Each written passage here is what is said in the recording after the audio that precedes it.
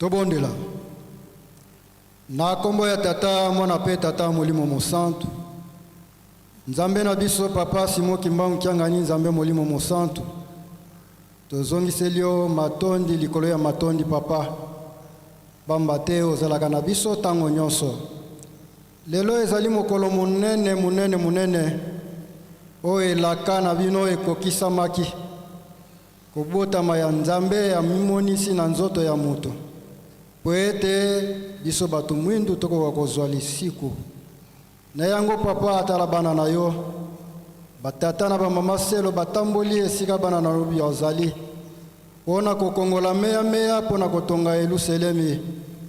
Nzambe na biso maboko mususu etie mamususu etiete. Bao batie nzambe na biso yeba ndenge ya kokanisela biso. Po ete mikolo mikoya tobosa na te kosala lisusu bongo. Bao batie te papa tokomi na periode ya pasi eza mitema makasi te.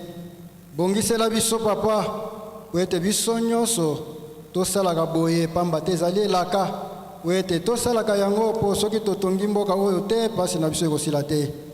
Yango wana papa bango bato bapesameli mokumba tala banzoto ya maladi papa bongisa po ete nzoto ya maladi esalaka te. Pesa biso makasi ya molimo mpe nzoto po ete tokoba kosalela yo na bomoi na biso. Tosengi maso nzambe na biso mbongo yango euti na banzela ebele tika ete yo zongisa yango sangisa yango ezala nzela moko po ete esala mosala kati na lingomba na yo. Nzambe na biso tosengi bongo na kombo ya tata mwana pe tata molimo mosantu. Amen.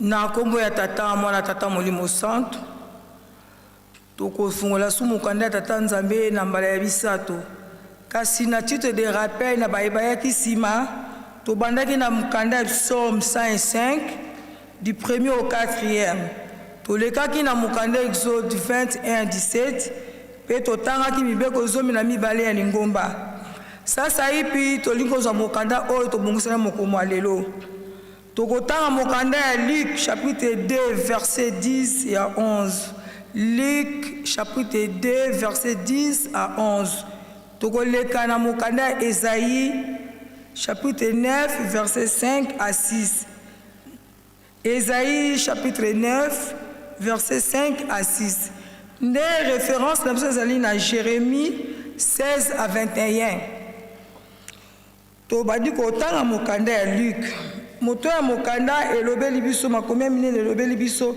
baangelu na babokoli ya bememe totangi na kombo ya tata mwana tata molimo santo na kasi angelu alobi na bango bobanga te nayeli bino sango moko ya malamu oyo ekosepelisa ekolo mobimba ya Israel na butu ya lelo baboteli bino mobikisi na mboka ya David ye azali Kristo mpe mokonzi oyo bozalaki kozela toke na mokanda ya Esaïe chapitre 9 verset 5 à 6 makomi ya monene elobeli biso boye mokonzi ya boboto totangi pamba te mwana abotami mpo na biso ya solo tozwi mwana mobali ye akozwa bokonzi bakopesa ye bakombo oyo moto ya mayele ya solo nzambe ya makasi tata ya seko mokonzi ya boboto bokonzi na ye ekopanza na mosika ekoyela bato kimia ya seko akovanda na kiti ya bokonzi ya David akotelemisa yango libela na bosembo mpe na ndenge nzambe alingi banda lelo ti mikolo nyonso tala ndenge yawe ya nguya nyonso akosala na bolingo ye monene na kombo ya tata mwana tata molimo santo amen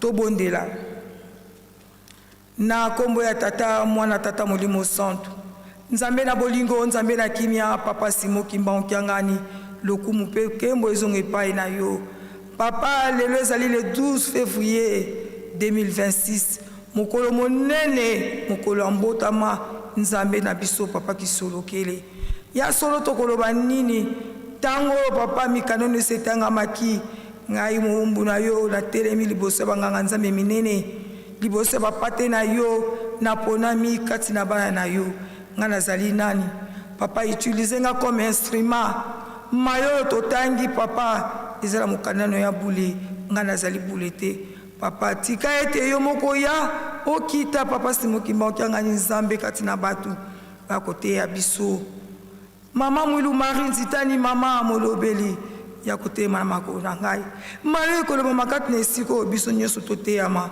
papa ya koteya biso biso nyonso tozala posa ya kobika pamba te mayo tokoyoka lelo papa ebota 1 plus 4 na mitema na biso toyoka pamba te toyoka tobomba mpe tosalela yango pamba te eza na mokolo moko ya pasi ezali kozela biso yango papa ebandeli ya programme tobelelaki yo tokomi na ntango mpe tobeleli yo tata molimo santu kitisa nguya na yo kati na mowumbu na yo ntango tolingi tokɔta zamba monene papa na kokɔta nga moko te papa tika te moko ya kokɔta na nga elongo mayo ekobima esiko papa ebotamboma kati na mitema na moko tozwela yango réponse na mokolo ya suka na kombo ya tata mwana tata molimo santu amen na kombo ya tata mwana tata molimo santu totangaki mokanda ya liboso ya yambo Psaume 105 1 à 4 ya solo mokanda oyo ezali kotalisa biso ete tokumisa yawe basakoli ete nzambe na biso oyebisa bato nyonso misala na ye mokanda oyo bato bakomaki yango bayebani te na kotala David akomaki mikanda akomaki 73 Asafa 12 Kora 11 Salomon mibale Moïse moko etana moko mais toyebi ke banzembo eyali 150 na banzembo 150 oyo 100 eyebanaki na bato bakomi yango 50 eyebanaki te na kotalaki na tanga bayuda bamama bazalaki considéré te parmi les 50 chansons oyo bayembaki ezalaki bamama mokanda moto akomeli biso yango batiango kaka na moto ya David mais ezali bato oyo bayebanaki te ya solo soki lelo totangi mokanda oyo toyembi loyembo oyo ezali mpona kolakisa esengo bana Israel ntango babimaki na bowumbu babandaki koyemba bazalaki na ndenge mibale ya koyemba oyo babengaki tekshilime kosanzola tata nzambe to filote ezali mabondeli oyo ezalaki ya kosanjola bazalaki kokumisa nzambe bayembeli balobi bayembela nzambe babetele miziki po ete makambo na ye nyonso ya kokamwa ezalaki esengo na ndenge tata nzambe abimisa bona mokili ya bowumbu bayango bakumisaki nzambe babi tobetele miziki na bainstrument lelo so tozwi totangi nzembo oyo toyembi nzembo oyo na ntina mosusu te na ntina evenema monene oyo tozali na yango biso bakimbangiste toyebi ke lelo ezali le 12 février mbotama ya nzambe tata papa Kisolokele nakanisi biso nyonso oyalaki na kati na esika oyo banzembo eyembami ya ndenge na ndenge bato ya bainstrument babeti mpona kotalisa ke mbotama ya nzambe na biso ezali esengo kati na mwana nyonso tu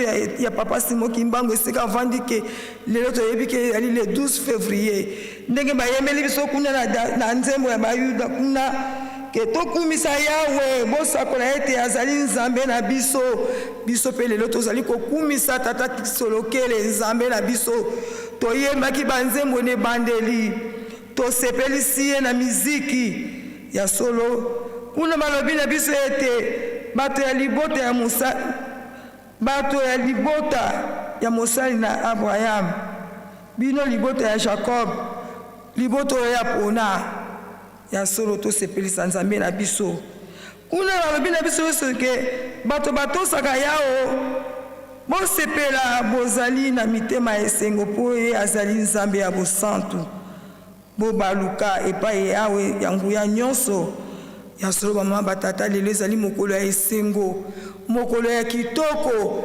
1914 nzambe na biso papa Kisolokele abotamaki mais ntango ye abotamaki toyebi ke abotamaki en pleine guerre kobotama ya papa Kisolokele ya solo toyebi ke ezalaki nini guerre ngai na yo toya bapaya te toyebi lolenge nini mbotama ya papa Kisolokele ntango wana ezalaki mpasi mpo bitumba kasi ye ayaki mpona ngai na yo ayaki na filet de récupération ya solo bana ezali komba yembengi nzembo oyo batalaki monene ya nzambe biso mpe lelo tozali reconnaissant tozala reconnaissant na papa Kisolokele na nzembo oyo toyembi lelo ezali nzembo ya kokumisa ya kosepelisa ye mpo ete ezali mbotama yango ngai na yo bayembeli biso lelo nzembo loyembo oyo nini tokangi na kati na nzembo oyo balobi na biso ete bobaluka epai Yawe ya nguya nyonso boluka ntango nyonso kozala na ye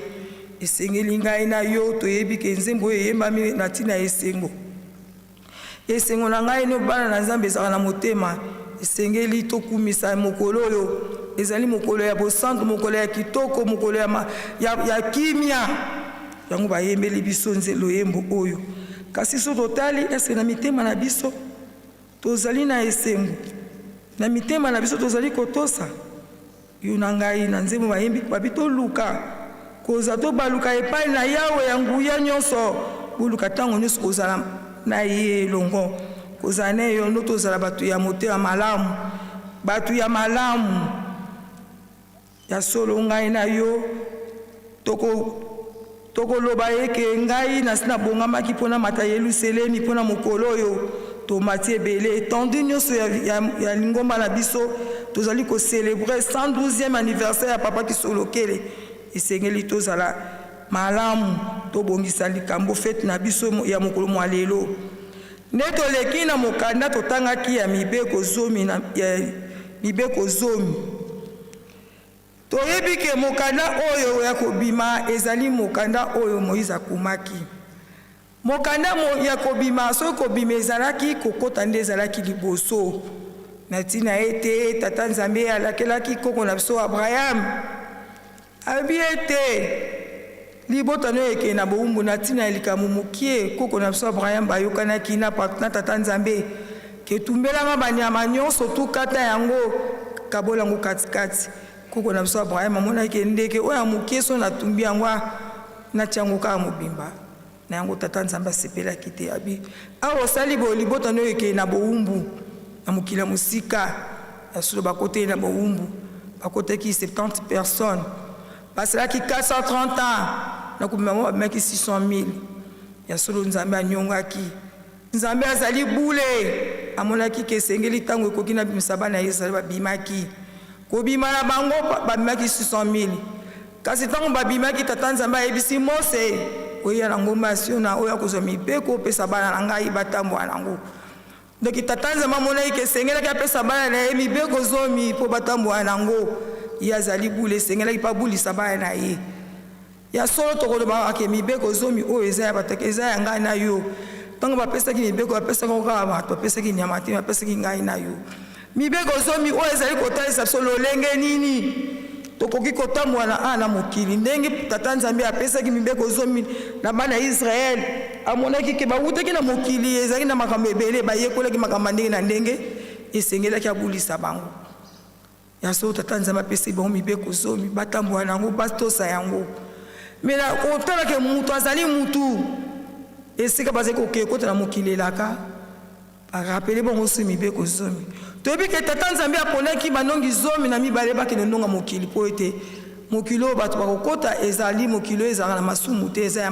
ngaka makambo ya mabe te akendaki kozonga na bango basalaki 40 jours kasi na kozonga na bango réponse baya kopesa 10 bapesa réponse mokili oyo tokei en tout cas ezali pasi mais mibale oyo bapelaki vérité José na Caleb babi tokei tozongi bato moni una yaso babambinga ngai na biso tokobima lokola mayome na makasi ya tata nzambe tokolonga bango likambo wana esali papa tata nzambe pasi asi anyongaki bana ya Israele bazongaki nsima na yango tata nzambe asilikaki abi oyo boyebi ngai te bobosani ngai bondimeli ngai te bokokota na mokili elaka te banzoto na mine kokufa c'est vrai ke bakufaki na 600 000 mibale bakotaki na bana babotamaki na nzela c'est vrai balobi toloba ya kala toloba ya sika ntango oyo ngai na yo bana Israele bayimaki mingi ntango oyo ngai na yo tobakimbangisi toza na droit erreur te balobi na biso ete kimbangisi esika batie Israele tia kimbangisi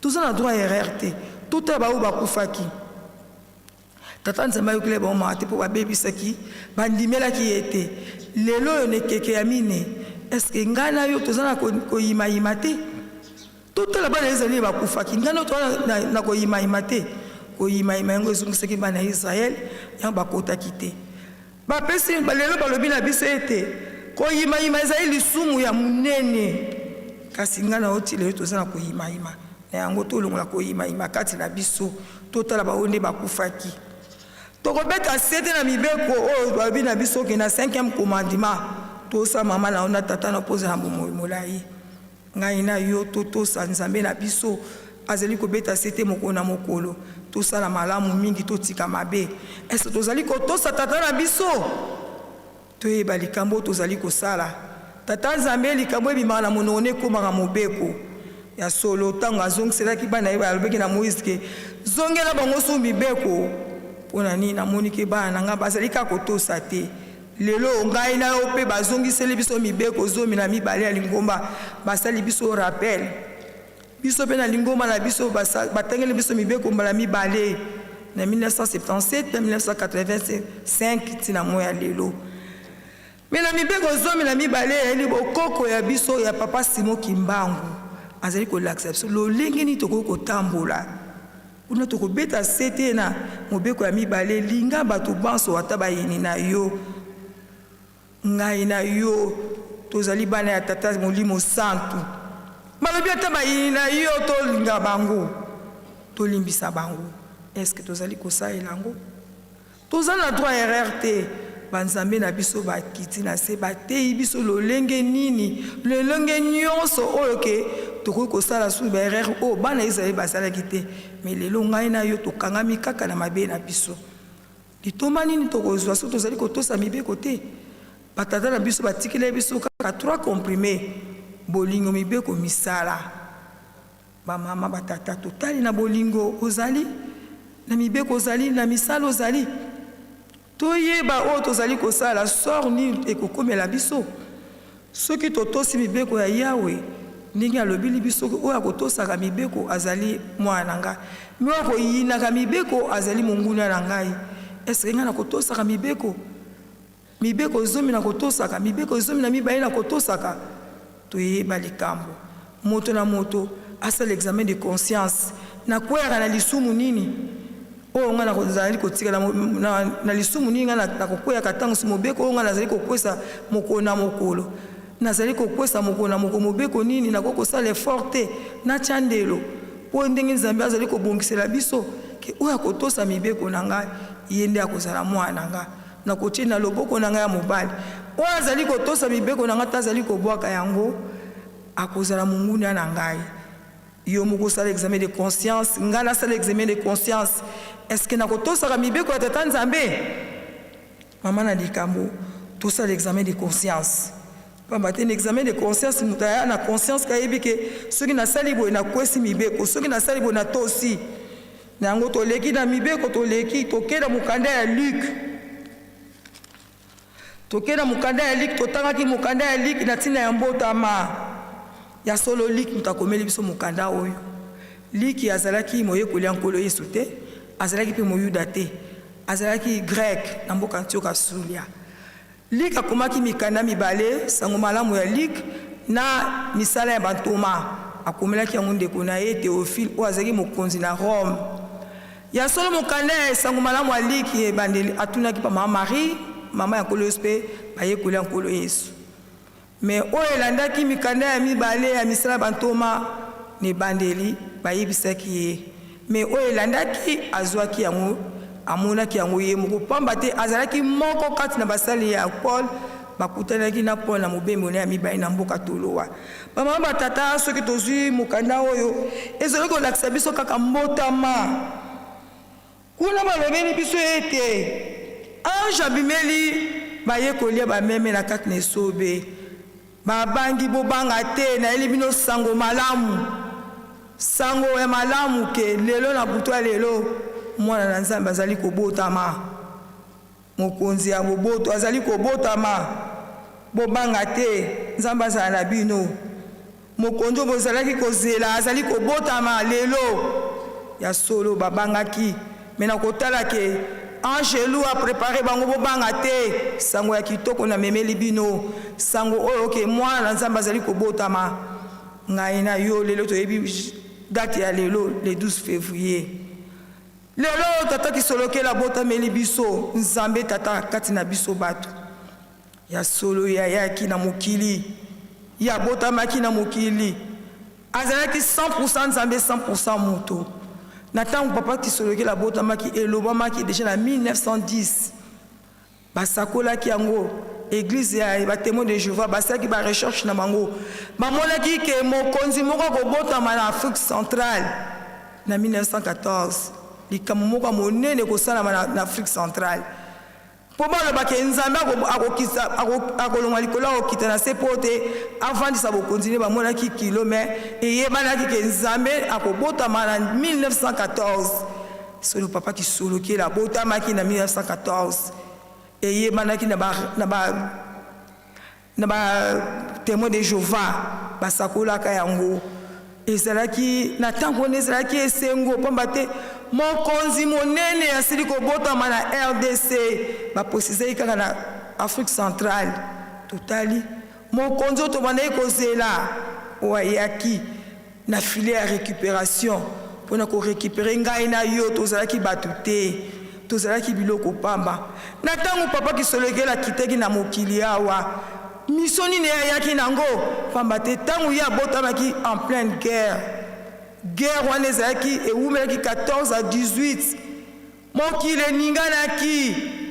eninganaki na ntina mbotama ya tata kisolokele nzambe tata ya solo ngai na yo toyebi ke lelo eza mokolo monene, mokolo ya mbotama ya tata na biso Nzambe tata asili kobotamela biso.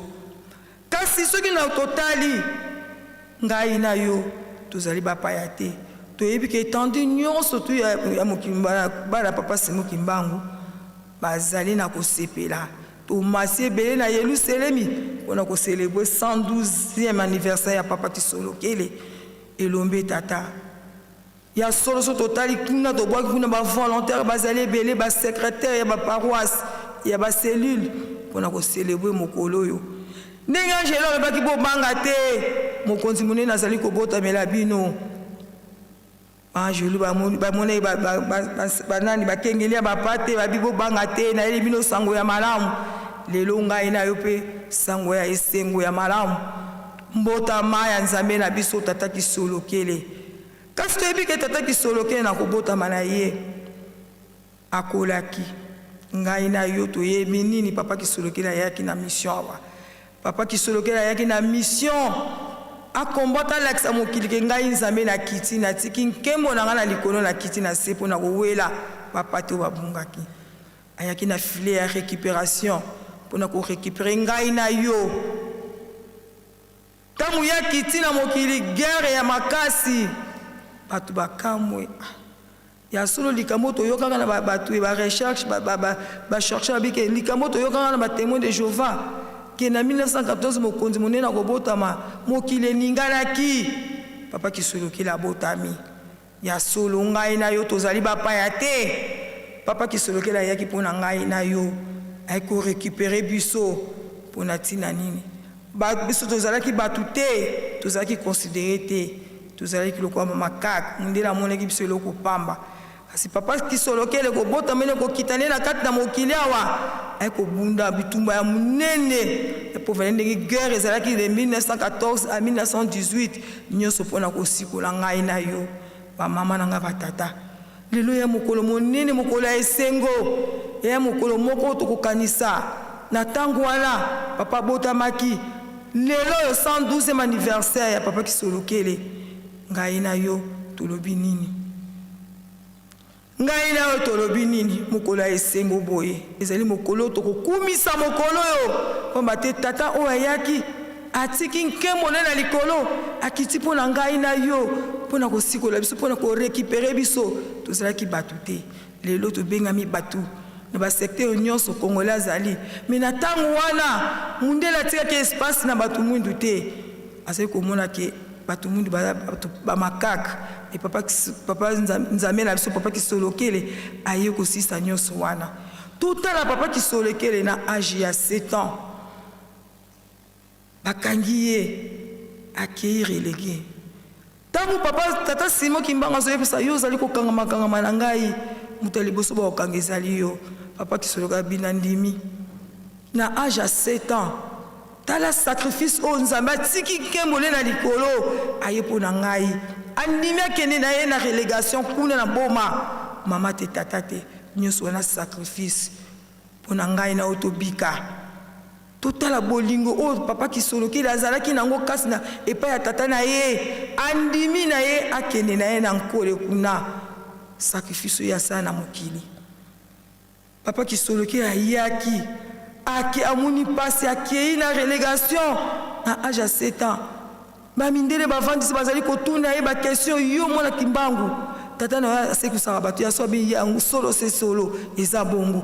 Na âge ya 7 ans balingi baintimide alobi jamais bokointimide ngai. Tata na ngai asolo azali molimo santo awangalaki yango tabi eza bongo bapesa ye bapunition bo akosala batuni ye soko lobi solo basalaki tout babungisa elembo na ye baefase makambo papa Simon Kimbangu alobi jamais bokobungisa yango te. Bayebaki te wana Nzambe batungisaki bomoi na ye me asedaki te akangamaki kaka na bosembo na ye na bosolo na ye. Balobi soko lobili biso bosolo tokotika yo ozonga batuni ye balobi ndenge ezalaki exacta bina kokosa te. Papa Kisolokele akende relégation na âge ya 7 ans. Ba mama batata totali pasi oyo papa amoni na kati ya mokili 7 ans, moi na 7 ans, maman te tata te. Kasi na mawana ya tata nzambe, ba yeba kiteke wana nzambe o bazali ko tungisa. Ba mama ba tata totali. Lelo za mokolo monene sengeli ngai na yo to sepela. Toza na likambo na moto te, po tata na biso asili ko botama. O ndimaki, amikabaki, atiki kiti na ya nkembo na likolo, aye ko luka ngai na yo, filet ya récupération. Papa qui solokele. Ah, batata nanga ba mama. Soki tokotala ba film wana na pasi na mawa. Kasi likambo ya tata nzambe luka kanzela. Fallait kaka esala mabongo po ba yeba nguya papa qui solokele ke yende nzambe. Papa qui solokele ya solo. Na bozongi papa Simon Kimbangu akeina boloko 30 ans de prison. Mais pour akende mokolo nga akende apesaka papa kulutu biki. Abi biki yango zwa. Alakse yeke ngana nelo te biki yango yoke nango. Papa qui soloka asalaki makamu si ya ndenge na boma. Na bana mikie bazali ko tenter ba bomé ba koka kité. Ba ke no beta bale ba ki solokele ya to ke no beta bale. Ba ke no beta bale ba bwaki bale ba ngomona katse bale o ezala ba ngando. Ba bi ki solokele landa bale wana. Soki peno zali mwana moni mosonzo mwana nzambe tolingi to tabela kene ko zo bale wana. Atali ba atali likolo lobi kambote abondela koti azibale. Baguomo basango na bana ba classe o aza mutu te mundela meki abeta papa ki solokele lo mbata loboke kangami ba mama wana mutu nzambe tata ya solo ba mama ba tata papa ki solokele elombe alaksaki nguya na ye na 1914 mokile ninganaki ngai na yo tata oya ndimi atiki kiti ne nkembo ayi ko récupérer ngai na yo ti lelo tozali ko sosola ba mokili ba sosoli yango te me ngai na to yebi ke tozali na nzambe tata nzambe mwana nzambe molimo santo ya solo papa ki solokele abota milelo likambo nini ngai na sina bongisi kati na nga mpona yamba papa ki solokele obongisi nini esika ya mbotama na ye mokolo mwa lelo bamama batata toza na droit erreur te toza na esengo tovandi na tata nzambe nkolo esi tata molimo santo bato mingi bakolobaka bango bino bakimbangisi banzambe ya bino kasi bakufa te bazali papa ki solokele azali na kisi na ya bokonzi afanda azali koyamba moko na moko azali kopesa mibeko azali kotia mibeko na ye oyo abaki mokili mobimba bakoya koluka nga kisolokele bakokuta nga na kiti na ngai ya bosantu na vandi nazali kopesa bango mibeko na Yerusalemi ya sika yango ngai na yo bamama batata toza na droit erreur te toza na esengo tozali na tata nzambe kolo yesu aza molimo santu bana Israele bazali kolobela bango na intermédiaire na Moïse me ngai na yo bazali kolobela biso tozali na tata nzambe kati na biso tata molimo santu avandi na biso elongo ya solo totangi mukanda oyo tokenda mukanda oyo totangaki ya mukanda Ezayi kuna mukanda Ezayi balobi na biso ke nzambe ya boboto asili kobotama papa kisolokele nzambe abotami ye solo kombo na ye nzambe ya bokonzi na ye ekopanza na mokili mobimba nzambe ya boboto nzambe ya kimia nani papa kisolokele azalaki nani papa kisolokele azalaki mwana ya yambo ya papa Simon Kimbangu papa kisolokele ayaki surtout mpona kobongisa vie sociale ya biso bana ya papa Simon Kimbangu papa kisolokele elombe abangaki mondele te lelo tozali kokanisa ye pamba te soki bango bapesaki papa kisolokele akende na table ronde te babimisa bambongo te bango na papa Fumalongo papa Liangende à l'époque lelo tozwi bosomi te indépendance te mais apledaki mpona loposo moni mpona mboka oyo RDC mpona bosomi tozwa indépendance papa kisolokele ake na table ronde avandi mais mondele considéraki biso te mais papa kisolokele na bokontinue na kati na réunion na mboka na Belgique kuna na table ronde akataki nyonso wana yango tokobaka papa kisolokele elombe nzambe ya boboto nzambe ya bokansi banso nzambe ya nguya ya solo ye azalaki nani premier volontaire na kati na ligombo oyo Papa Kisolokele alingaki bato ya nyamu te. Papa Kisolokele alingaki ba goigoi te. Alingaki bato ya lokuta te. Papa Kisolokele azalaki nzambe ozali koloba alobi likambo esalami. Alingaki bato ya lokuta epai na ye te. Papa Kisolokele azalaki moto ya bwanya. Alingaki moto nyonso bakosala po ete bakocontribue na kati na lingombo po épanouissement ya lingomba na biso. Yango tokobengaka ye elombe. Papa Kisolokele alakisi misala lobi eke bana na ngai ifo bozala misala po mikolo ke ya lingombe kotonga mabilo nde bokotonga yango. Yango tokobengaka Papa Kisolokele elombe ya botamaki akol aye alakisi lolenge nini moto akoki kosala. Papa Kisolokele abengaki biso abengaki lisango ya bavolontaire arbre fruitier na ye. Papa Diangé na ye kobe papa Mfuma Mbanza ye kobenga biso bakwaluzolo ambote. Papa Diangé na ye kobenga biso banani ba volontaire. Lelo yo papa Molimo Santo azali kobenga biso poche na ye. Ya solo biso totala mosala Papa Kisolokele asali na kati na mokili. Abundeli biso bitumba ndenge na ndenge abimisi mbongo na ye. Bapesi mese koke kenoko abisi pone pesa mbongo ba proclamer tous indépendance. Totala bolamu ya Papa Kisolokele.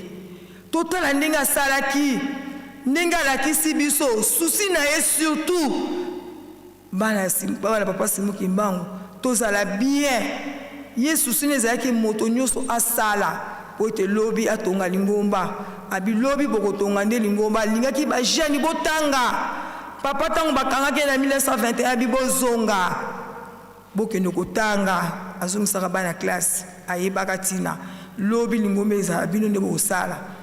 Papa Kisolokele alakisi biso alobi ete nga nazali kosala bino mpe esengeli bana nanga bosala. Papa asali kolinga te yo osalaka toke na Gombe banda tongo tia yo osalaka nini fatu na fosala. Premier volontaire ye azalaki elombe abangaki mundele te quel que soit rang mundele. La preuve est que azalaki actionnaire asali na entreprise ba différentes entreprises mpona koluka kaka lisungi pour le épanouissement et l'église Kimbangiste. Papa Kisolokele le premier volontaire na église na biso awa. Temple oyo nenge tonga papa bimisa mbongo ya mokote basomba biloko ba matériel po batonga lingomba batonga temple ba mama na ba tata.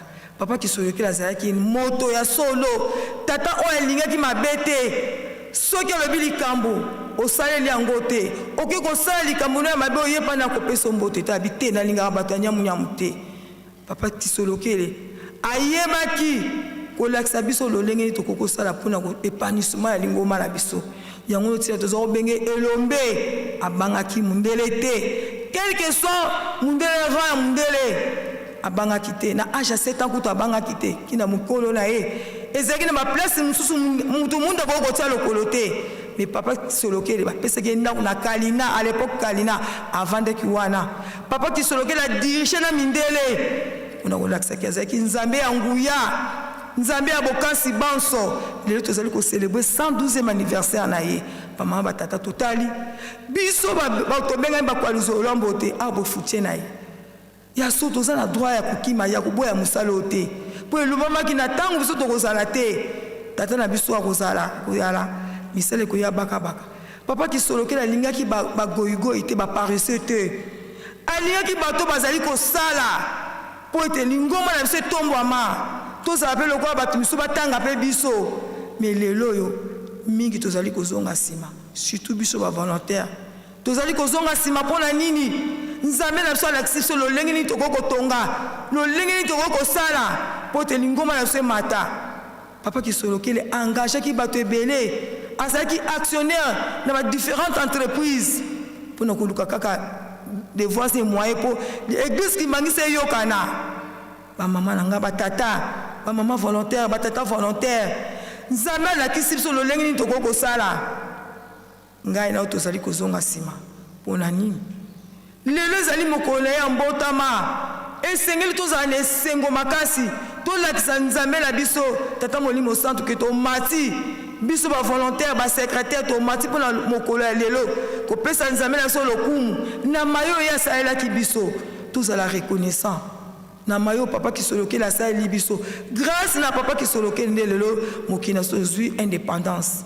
tala ba sacrifice nzambe asali na kati na biso esengeli tozala reconnaissant na papa kisolokele tokumisa mokolo oyo tokumisa ye ne to korale toleka miziki eyembami mpona ni mokolo oyo toza na droit ya kozonga nsima susu te ngai nao tobengami volontaire nzambe tata azalaki tata ya makasi azalaki nzambe ya tout droit likambo alobi apekisi kosala te lelo oyo totala etamboli na biso lolenge nini ngai nazali koya mokolo ya lelo ese tobongisi esika ya mbotama lolenge nini tobongisi mbotama ya papa kisolokele na mokolo ya lelo mama na likambo tokokende nango obongisi esika ya mbotama na lolenge nini azali kobotama na nzoto te na molimo eske tobongisi bizaleli na biso totali ya kobotama liso na nzoto te na molimo azali kotala ngai na yo tomati Yerusalemi esengeli ngai na yo tolakisa bolingo tata na biso alakisaki o apledeki mpo na ngai na yo tozala lelo batomona na bato o akotaki esika moyindo bakotaka te ye akotaki mpona korécupere loposo moyindo mpona kobongisa vie sociale ya bana papa Simon Kimbangu totali bamama batata lolenge nini biso lelo tozali tokoyamba mbotama tokosepesa nzambe na biso na mokolo lelo mbotama ya papa kisolokele lolenge nini yo bongisi nabongisi na uniforme nabongisi na matériel toye nango motema ya lobi akobotama na nzoto te na motema na mitema na biso ngai nabongisi ndenge nini mpo na mbotama ya papa kisolokele nzambe yo bongisi ndenge nini po ye ayaki sacrifice ayaki korécupere ngai na yo ayaki kolakisa biso lolenge nini tokoki kotravailler lolenge nini yo volontaire yo bengami mwana papa Simon Kimbangu lolenge nini okoki kopesa nzambe maboko pamba te toza na ntango ya botongi papa Mfuma Mbanza alobi na biso soki botongi Yerusalemi te pasi na bino ekosila te papa Mfuma Longa alobi na biso ete natiki bino na kati na cercle bobima te eske ngai na mituna na mitala etamboli na ngai na mati Yerusalemi na lati uniforme ya volontaire na lati uniforme ya kitoko eske na motema na ngai papa kobotama moto na moto asala examen de conscience mokolo ya lelo ngai nayambi mbotama ya papa kisolokele nazwi longo ndenge nini bien nazali figurant nayeka bamona ngai nazalaki na ngai na kati na film eteme nalekika bazwi extrait na ngai tosala examen de conscience papa kisolokele abotami papa kisolokele abotami na mitema na soto eba kobongisa lolenge nini tokoyamba papa kisolokele na mitema na biso mama na likambo tokokende nango tobongisi esika ya mbotama lolenge nini mokolo mwa lelo tosala examen de conscience oyeba likambo nini date ya ntina ya date ya lelo oyeba likambo nini yo ozali kosala na kati na lingombo ya solo tokonoka lokola mvula te me toyebaki tozali so tobongisi te nzambe akosalisa biso te akobikisa biso te me soki tolakisi bolingo papa kisolokele alakisaki kati epai ya tata na ye bolingo oyo azalaki nango na kati biso mpe bana na ye tokobunga te tokosepela na elongo me soki tozali kaka konéglige kozonga nsima nde tokobeba tokobunga tokosepela na elongo te na yango mokioto mpe tata apesi biso tika ezala boye na kombo ya tata mwana tata molimo santo amen totema tobondela tusamba mokumbu ase mwana ye tata mwanda belela tate todiene mwazulu bika nkumbu akuya zitiswa bika kimfumu kia kokiza bika luzolo lwa kulavanga bantu tobonzu mu bazulu tia kote kalumbu utuvani lumbu iki utuyambulila mfuka zetu bonzo betu twayambulili batu vuti mfuka kututani mumpuku munuko kanzu tutani na mukwambi kadi kyako kimfumu yengolo yenkembo yamvu mukumwase mwana itata mwana belela amen tulombele nkunga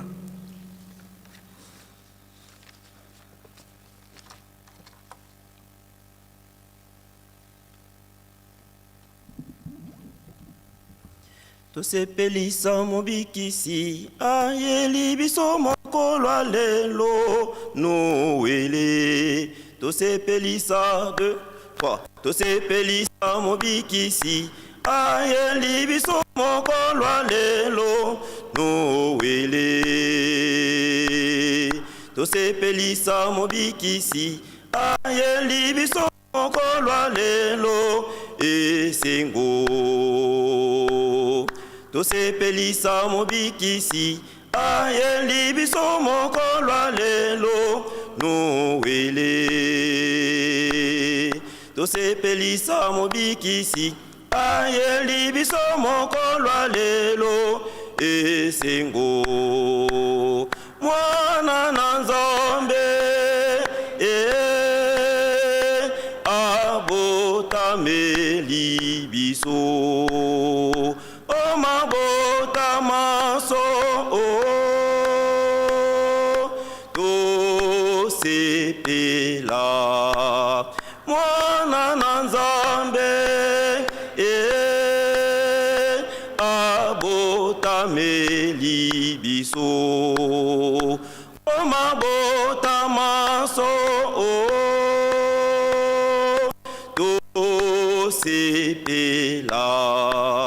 Mwana na Nzambe abotameli biso o mabota maso tosepela.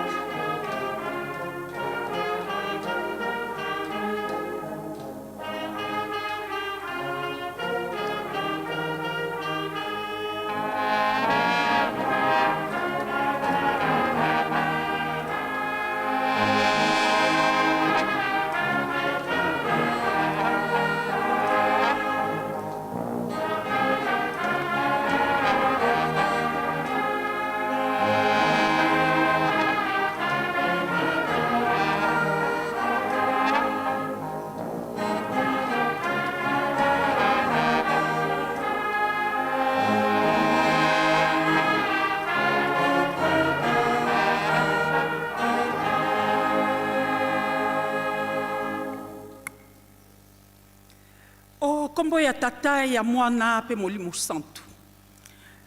Lelo ezali le 12 février 2026. Touti bongo kolanda mateya na maman révérende Yvette Mapeka. Ye maman na biso azaka na mboka Kinshasa.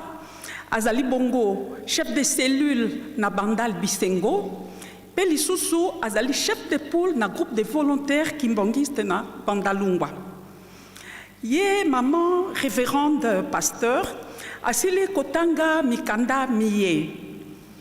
Psaume 105 du 1er verset au 4e verset. Loyembo ya Dawidi 105 1 à 4. Exode 21 à 17. Maman révérende Aleka Kibongo na les 12 précepteurs de l'église. Sima atangela kibiso mokanda ya Luka o tosili koloba Luc 2 10 à 11. Bongo na sima aleka ki na mokanda ya Esaïe 9 5 à 6. Et thème ya maman révérende pasteur ezali boye na tangi yango obongisi esika ya mbotama lolenge ndenge nini.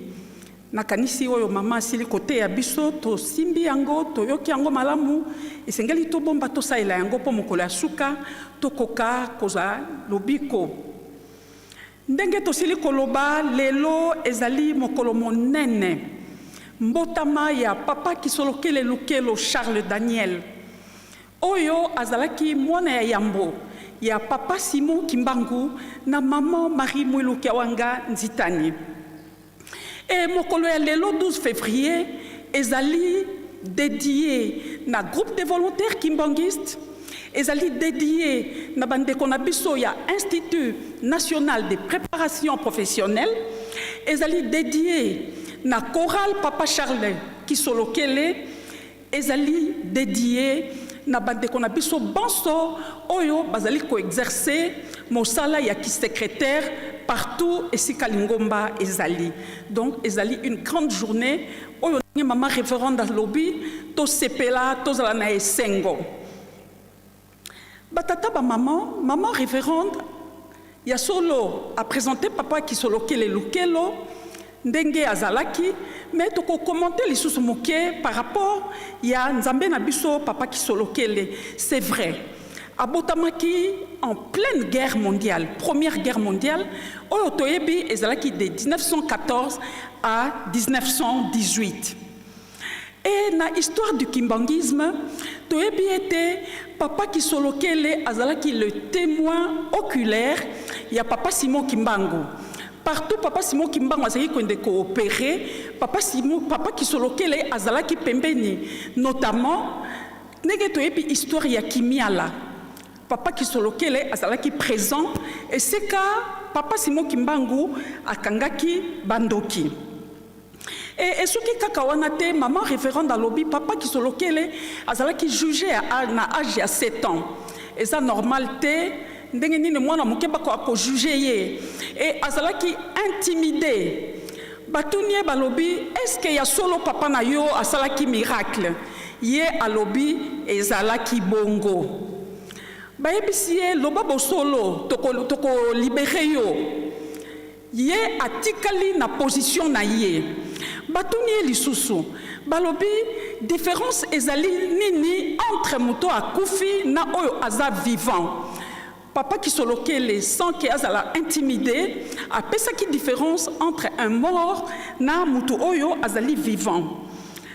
Asalaki miracle mingi ndenge maman révérende alobi. Pe lisusu likambo wana epesaki bakonzi ya tango wana kanda basengi bako akogifle ye. Mais na histoire na biso toyebi ete en tout cas soldat ou policier oyo esengelaki a gifle papa Kisolokele aboyaki étant donné que papa Kisolokele azalaki encore mineur azaki mwana moke aboyaki ko exécuter ordre oyo supérieur na ye apesaki ye. C'est vrai. Papa Kisolokele akendaki en relégation na colonie scolaire de Boma et toyebi ete papa Kisolokele azalaki un brillant élève kuna na colonie scolaire de Boma. Et na histoire na biso, toyebi ete papa Kisolokele azalaki retenu parmi bakomi oyo bakendaki na mboka ya Belgique. Et kaka na nzela wana, avant akende na Belgique, papa Kisolokele amonanaki na mama Mwilu Kiawanga Nzitani, mama moboti na ye. Mama Mwilu ayebisi alobi, epai yo oza kokende na Belgique. Soki bosilisi makambo na bino, na pembeni otuna roi des Belges. Oyo ye ayokanaka na papa Simon Kimbangu. C'est vrai, papa Kisolokele azalaki motumoko azangi, azaki abobangi te, azaki très courageux, aposaki question na roi belge, et balukaki loko ba flatter ye, ba pesa ye, ba tie na ba condition moko boye. Mais loko ye azaki ferme, azaki catégorique, et toyebi oyo elanaki sima. Et biso ba Congolais, ba Africains, le monde entier, il faut toyeba ete papa Kisolokele azali un homme incontournable dans l'histoire et indépendance ya mboka na biso. Toyoki versement ya caution na par maître Croquet. Pe lisusu papa Kisolokele yende afutaki ba honoraire wana.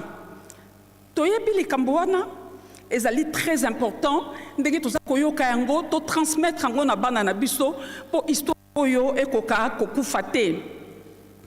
En 1960, papa Kisolokele azalaki élu député, azalaki ministre d'État dans le premier gouvernement, il y a papa Patrice Emery Lumumba, azalaki actionnaire dans beaucoup d'entreprises.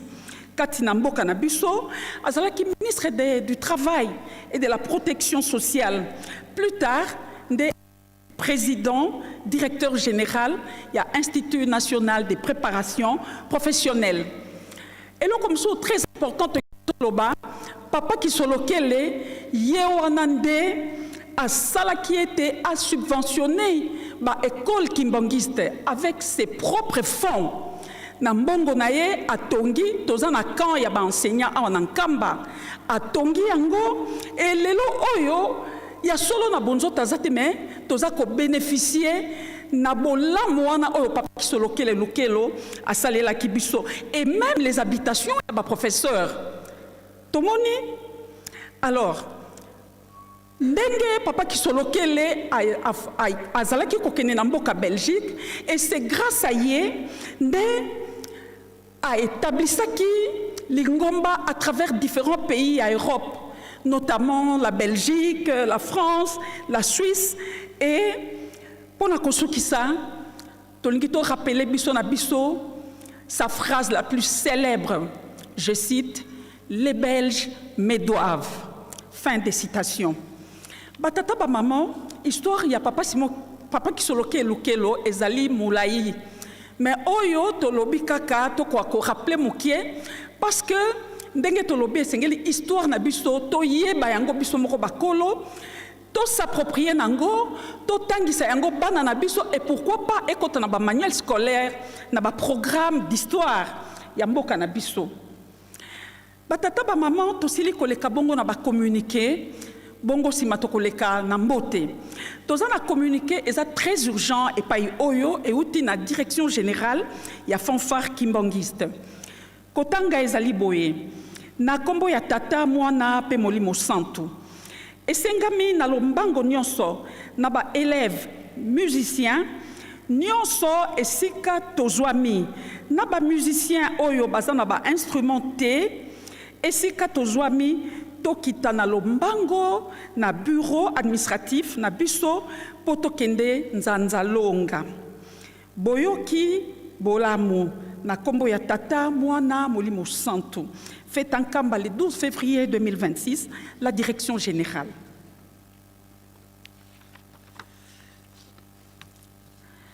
Tokoti na communiqué mususo elobi.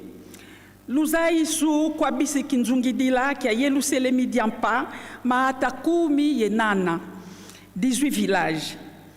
Landi la bisalu biantungulwa yelu selemi biena yeto bio bito vewa kwa nzambieto biantungulwa bisinsu site historique. Sedieto dian longo tata mfumwa longo Simoni Kimbangu mwanda velela. Ntino amintino. Bokele nkangu wa wonsono. Wakinzungi dila mukwiza kuntintsa nyangolo ikala yeto. Mulumbu kia tatu. Mercredi 25 février 2026. Muola ya 14h. Vantadi siayani. Mosinzambieto mumonkamba. Tata mfumwa mbanza mfumu yisu ya nivo. Voka tutungi di Yerusalemiko, pasizeto kazilendi manako.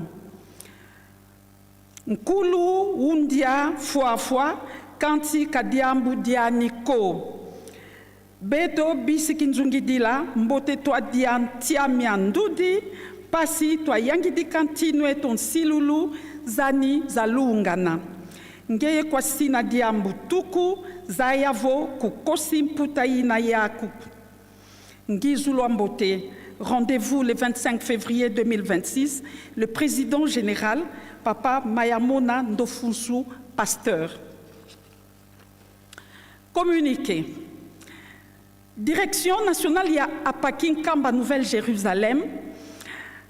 Ezongisi matondo mingi na batata nyonso ya Nkamba na mosala oyo tosalaki na ntintsani ya vendredi le 30 janvier 2026 peu dimanche il y a le 1er février 2026 batata toyeba ete tozali na etumba ya bosombi bateau de pêche na mobu oyo ya 2026 to versé déjà première tranche ya $5 kasi batata mingi na bakan surtout na ba section to pesina no $5 te. Sikoyo to koti na deuxième tranche ya $5 ya bateau de pêche pe bantintsani. To fongola mitema batata mutu na mutu awelelaka mapamboli na ye. Tata nyonso bongisa $5 na yo ya deuxième tranche ya cotisation, 5 000 francs congolais par semaine pour na bimbelekela ya bantintsani. Match retour ya bosombi bateau de pêche, pentintsani ya batata pe ba maman. Soki opesina no $5 ya première tranche te, yeba ete okomi na nyongo ya $10 na deuxième tranche. Signé le président AI Mavinga Vangu Mav.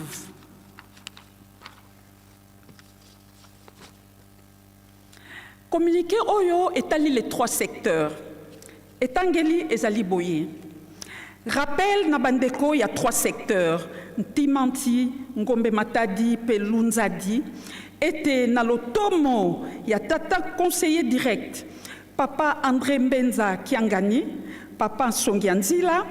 Esengami na biso mbala mibale deja eleki tokutana. Tope, tosangana. Na liangani pona kotala likambo ya ndako na biso ya 3 secteurs pe kotelemisa komite ya sika. Kasi tozali penza kotosa te. Pamba te tozali komona na mingi te. Bolembu ekoti biso mingi. Tozali kobosa na ete biso nde esengeli topesa ndakisa. Pamba te biso nde mutu ya train. Ba oyo bazali kolongwa mosika, bangonde bakomi kote ya biso, na botosi maye bazali kosenga biso na batata na biso. Botosi pe kosala misala. Tola mukana pongi libela na libela. Tolinga te ete tokoma na ba regret, kuna na liboso tozali kokende pamba te. Tango yango oyo epesameli biso tosala misala ndenge bandimi nyonso bazali kolongwa bipai na bipai ya mokili na biso. Yango esengami na biso mbala oyo ya misato tokoka komonana na liyangani ekosangisa biso vendredi le 20 février 2026 sima ya beko na 16h na esika tokosanganaka kaka na ntina ya kobongisa makambo etali biso kati ya lisanga na biso. Elikia ezali ete ya mbala oyo tokotosa pe tokomonana mingi pe tokosepelisa nzambe na biso. Signé Papa Malunda Mamisciple, premier président, il y a 3 secteurs. Na kombo ya tata mwana pe molimo santu. Natina ya komilengele na milulu minene ya 112e anniversaire ya mbotama ya Nzambe na biso sa grandeur papa Kisolokele Lukelo Charles Daniel. Inspection technique nationale ya Fluking Kamba et bongisi concert musical munene et kozala jeudi le 12 février 2026 sima ya honneur ya tata mokonzi boule na pokwa. Nde ba groupe oyo ezali retenu na programme Fluki Lukengo, Fluki Yanda, Nzundu, Tseka, Masangi, Kinzinga, Gombe Dima, Tsona, Kikoka, Kungu et Ngungu Kimbanda. Notez bien, groupe Fluki Moko et Zangate. Pour l'inspection technique, Papa Diangienda Zikengi Ziko, inspecteur national. Communiqué. Direction nationale ya Fluking Kamba. Ezali koyebisa na ba président sectionnaire, pe ba président ya ba groupe Fluki Nyonso ya juridiction ya Nkamba été. Tokozala na Assemblée nationale et kosangisa biso banso awa na mboka Nkamba au mokolo mois samedi le 14 février 2026 na ngonga ya 10 heures. Délégation ezala ya 3 personnes par groupe Fluki, c'est-à-dire président, secrétaire, na dirigeant technique. Notez bien, présence et responsable nyonso ezali obligatoire. Koya maboko pambate, mema 15 000 francs congolais pona orgamat. Boyeyi Bolamu. Pour la direction nationale, Papa Makola Dikizeiko Emmanuel, président. L'IABC, l'Iaba Croix-Rouge. Bureau et coordination nationale, ezali koyebisa na ba volontaire sécuriste banso été vendredi le 13 février 2026 biso banso tokoza na salongo spécial na hôpital ya Yanda. Samedi biso banso toko veillé. Notez bien, chef d'Oli Nantimanti Boya na Lolenge ya Mampinga. Signé la coordination Papa Asabeya Rigobert. O kombo ya tata mwana pe molimo santo. Esengami na ba époux pe ba épouse banso ya SPC bobengami au mokolo mois vendredi 13 février 2026 après honneur ya tata mokonzi ya boule pe mokonzi ya lingomba. Bobengami pona masolo na ntina ya ngonga moke. Place, bureau, il y a SPC. Nabanso Boyeyi Bolamu fait en Kamba le 11 février 2026. Le directeur national SPC Ville-Sainte, Papa Manda Bibila José. Communiqué Mandombe. La direction ya Mandombe ezali kosala rappel na baye ba komisa ki kombo pona botangi cour ya Mandombe pe na baye ba komisi na no kombo te était cour ekobanda lundi le 16 février 2026 na Tongo après lokumu ya Nzambe na biso kaka na esika totangelaka na sima ya temple. Boyeyi Bolamu, signé Papa Luneko Sims, directeur national Namboka Nkamba.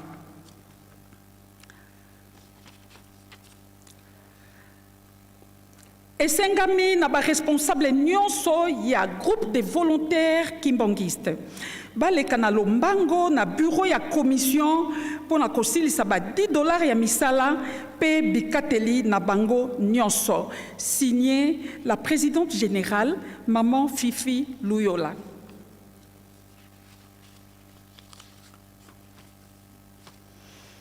Communiqué nécrologique. Na kombo ya tata mwana pe molimo santu. Ngai tata Lukinzu Bavenga. Nazali kopesa sango ya liwa ya mama Kapika. Azalaki nkengi. Azalaki kovanda na Kankipaku. Ye akufaki dimanche le 7 février 2026 na hôpital ya Mongafula Omboka Kinshasa. Programme ekopesa mela biso sima. Signé Papa Lukinzu ya fanfare kimbangiste. Kaka communiqué nécrologique na kombo ya tata mwana pe molimo santo. Biso ba maman Georgine Nzomambu, Mayelele Véronique pe Mbela Tania. Tozopesa programme ya bokundi ndeko na biso oyo akufaki depuis le 29 janvier na Mboka Kinshasa. Ye azalaki musicien ya faki pe chauffeur. Azalaki kokumba jeep na kala ya commission bazalaki kobenga lokolo ya ketch na kombo ya Vangambiaku Mbelenge Alexis. Programme ezali boye. Veillée mortuaire et cause na paroisse Yanjili quartier 3. Mercredi le 18 février 2026, recueillement Nanjili quartier 3, P Ekoya Namboka Lukengo. Jeudi 19 février 2026, enterrement na cimetière Yangombe Kintsuka. Tosengi lisungi ya mabondeli na lisalisi boye na kombo ya tata mwana pe molimo santu. Signé Maman Nzomambu Georgine. Tosukisi boye na tango nano natina ba communiqué nde toleki pona kopesa na mbote.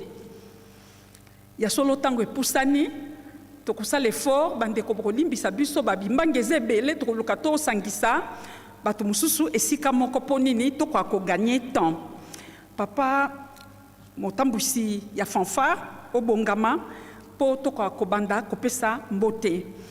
Tosengi bongo na basali bafonctionnaire ya l'État, bachef coutumier, bakonzi ya FRDC pe ya police nationale congolaise, PNC, hommes et femmes d'affaires, botelema topesa bino mbote.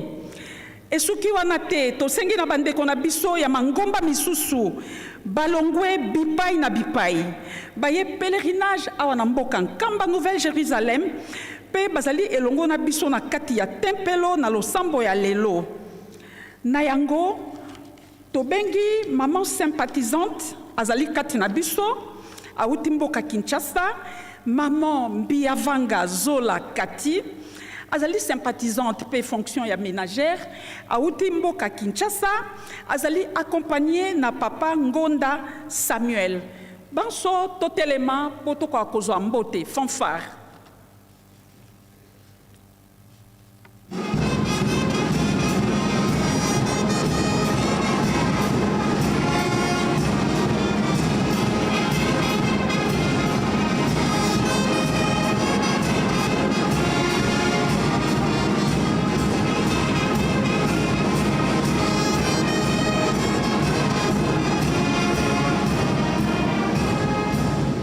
Tika topesa bandeko na biso mbote na kombo misato ya bule. O kombo ya tata, ya mwana, ya molimo santu, tovanda na esengo batata ba maman.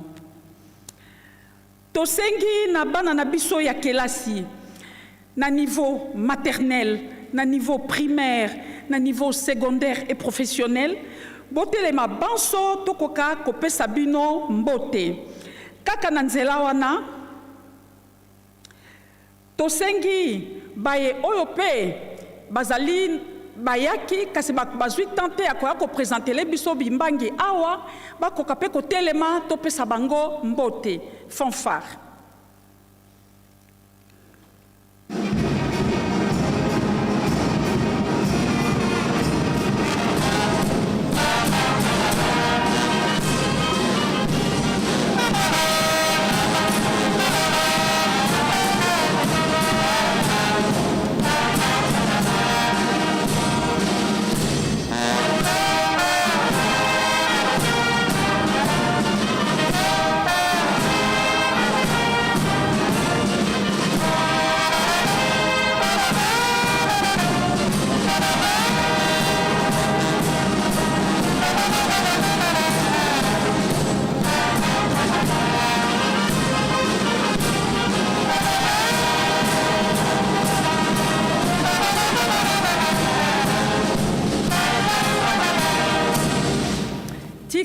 topesa bana na biso mbote na kombo misato ya bule o kombo ya tata ya mwana pe Molimo Santo tovanda na esengo. Tosengi na bandimi ya 4 camps ya mbanza, ba choriste, ba protocole, ba scout, Croix-Rouge, ba membre ya MSSK, ba service d'hygiène, ba tambusi ya misala kati na Yeluselemi, ba responsable ya réseau de distribution d'eau na ya électricité. Tosengi elongo na bandimi nyonso bauti na bamboka ya section ya Nkamba botelema po topesa bino mbote kaka na nzela wana. Tosengi na tata médecin directeur ya hôpital na biso ya Yanda Masensa Kikiunga, pe tata infirmier titulaire ya centre de santé Papa Dialungana ya quartier Mama Mwilu na Camp Maçon. Batelema topesa bango mbote elongo na ba collaborateur na bango nyonso, ba médecin, ba infirmier, ba personnel administratif et personnel technique. Batelema toka kopesa bango mbote. Tosengi maman conseillère résident des écoles conventionnées kimbanguistes awa na mboka Nkamba atelema topesa ye mbote elongo na batambwisi banso ya bitelo nyonso. Tosengi na ba chef de camp, ba adjoint na bango, ba chef de quartier botelema topesa bino mbote. Tosengi na bankengi, ba longi na baselo botelema banso topesa bino mbote elongo na ba maman mafola, ba maman veuve batelema topesa bango mbote. Fanfare.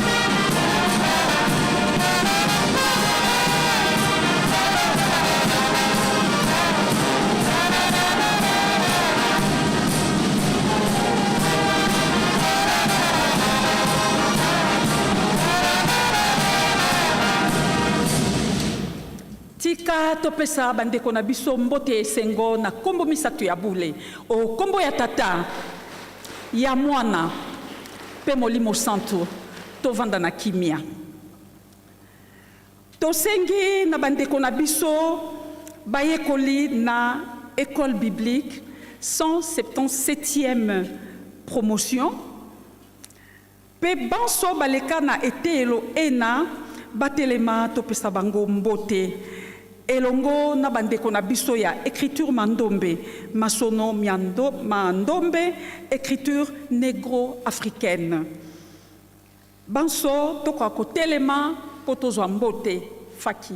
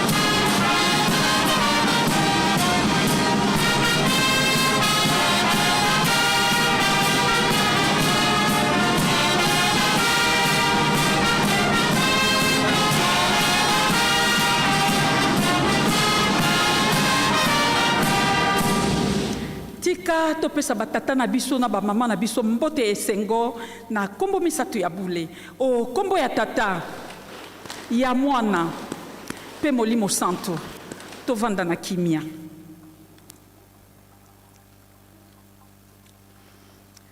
Tosengi na batata pe ba maman pasteur, ba pasteur des cellules, ba pasteur des postes, ya ba section, ya ba commune, ya ba territoire, pe ba responsable des mouvements, associations et services au niveau communal, territorial ou division unique et même provinciale, ba secrétaire pe ba inspecteurs provinciaux, ba pasteurs provinciaux, banso totelema topesa biso bapesa biso mbote kaka na nzela wana tosengi na papa inspecteur ya ville sainte atelema topesa ye mbote, papa secrétaire, papa comptable, papa évangéliste ya ville sainte, papa directeur de l'imprimerie na personnel administratif et technique, ba responsable ya ba université Simon Kimbangu na ba institut supérieur, ba responsable ya ba faculté de théologie kimbangiste na Lutendele, banso totelema toko akozwa mbote faki.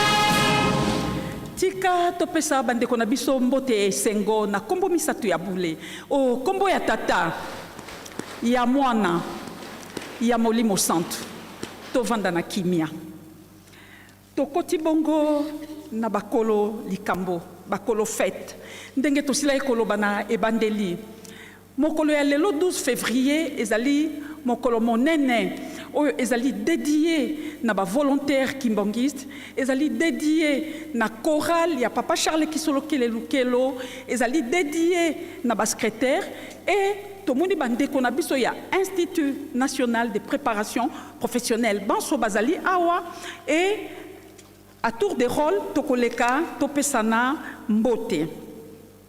To bandi bongo na bandeko na biso ba secrétaire ya ville à Kinshasa, pe bae bauti bipai na bipai. Tobengi maman diaconesse Batondoko, attachée du secrétariat de la ville sainte à Télématoko Kopesa Embote.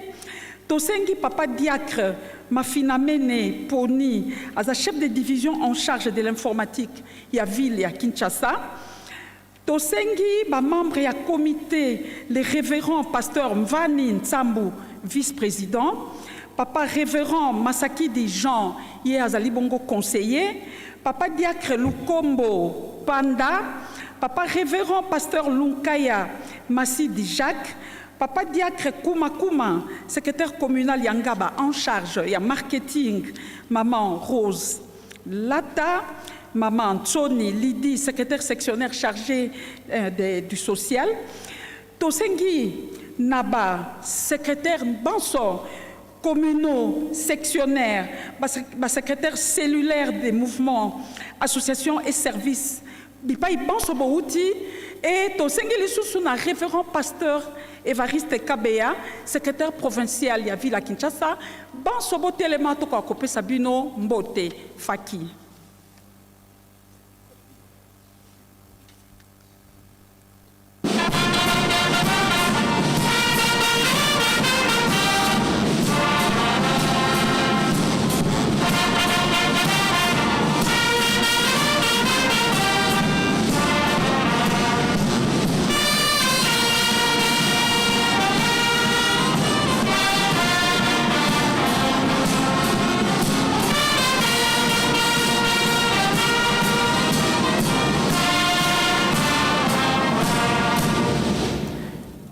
Topesa mbote ya esengo na bandeko na biso na kombo misato ya bule o kombo ya tata ya mwana ya molimo santo tovanda na esengo batata ba maman tokoti bongo na bandeko na biso ya chorale Papa Charles Kisolokele Lukelo bazali bako akotelema et toza na délégation oyo euti na mboka ya France.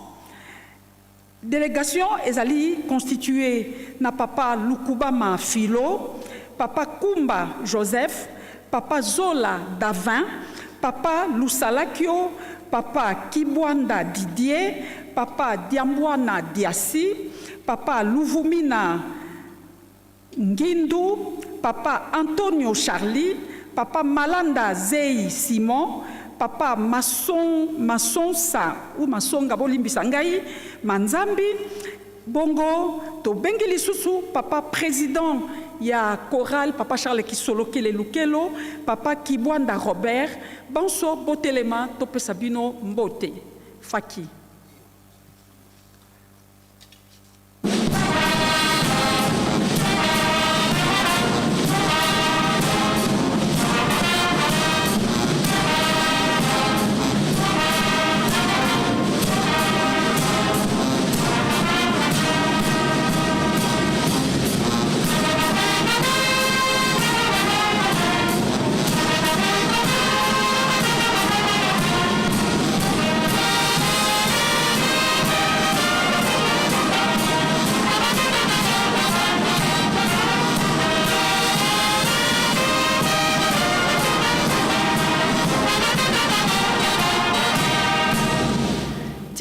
Topesa bandeko na biso mbote esengo na kombo misatu ya bule o kombo ya tata ya mwana pe tata molimo santo tovanda na esengo toleki bongo na bandeko na biso oyo bazali ya Institut National de Préparation Professionnelle. Tobengi bongo papa formateur Mayele Roslin atelema toko akopesa embote.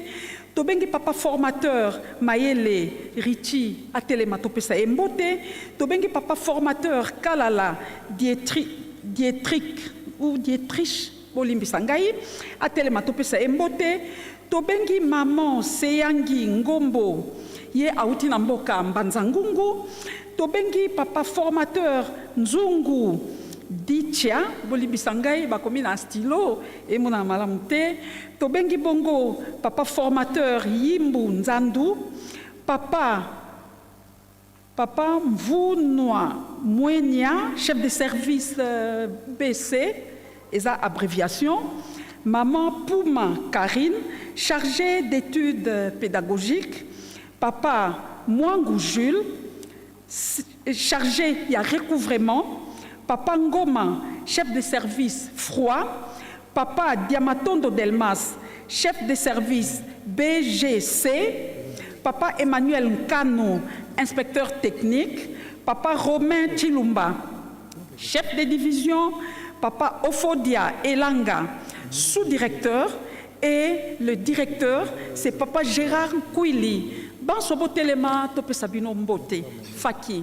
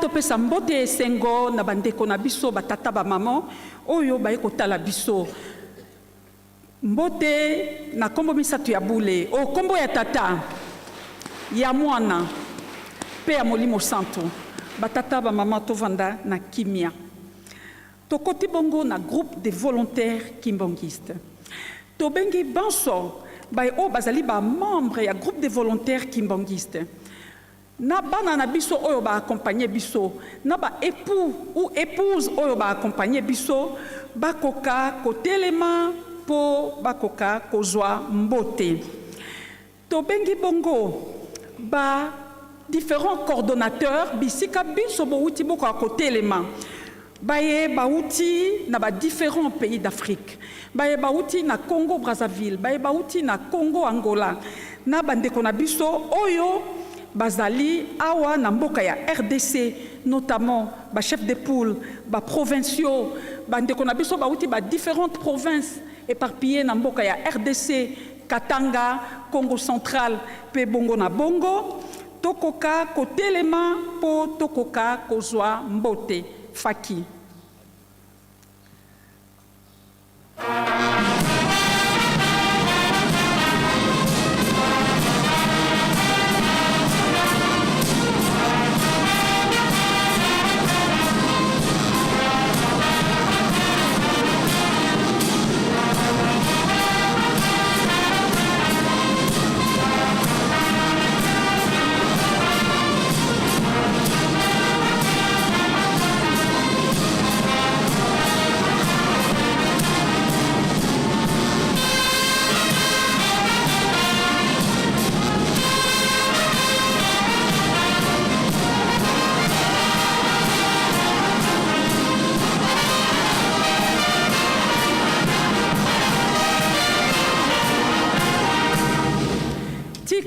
To bongisa maboko to pesa bandeko na biso batata ba maman to pesa bango mbote na kombo misato ya bule o kombo ya tata ya mwana pe ya molimo santo to vanda na esengo batata ba maman to comprendre ete to zali ko pusa na mukie na tina ya salutation to ko rappeler boye biso to zali ba volontaire to zali ba matindi kave Mutoyo ami pesi volontaire ayebiti na nini akomi volontaire. Volontaire à sala kantinsa ni académique. Volontaire ba pusaka ete. À l'exemple, il y a papa na biso, papa qui soloke elukelo. Premier volontaire.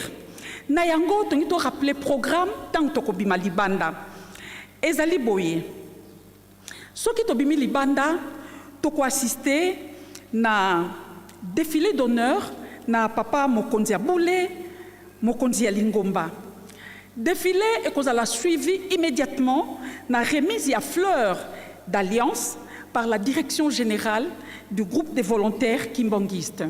Tokolanda lisusu théâtre oyo bande kona biso ya groupe théâtral kimbanguiste ba bongisi tokolanda ba scénette ba poème o belève na biso ba bongisi parce que l'histoire est ko kufate il faut ezala enseigner Bateyo par rapport à la Bible et au côté par rapport, il y a des pièces de théâtre, par rapport, il y a des cantiques, par rapport, il y a des poèmes.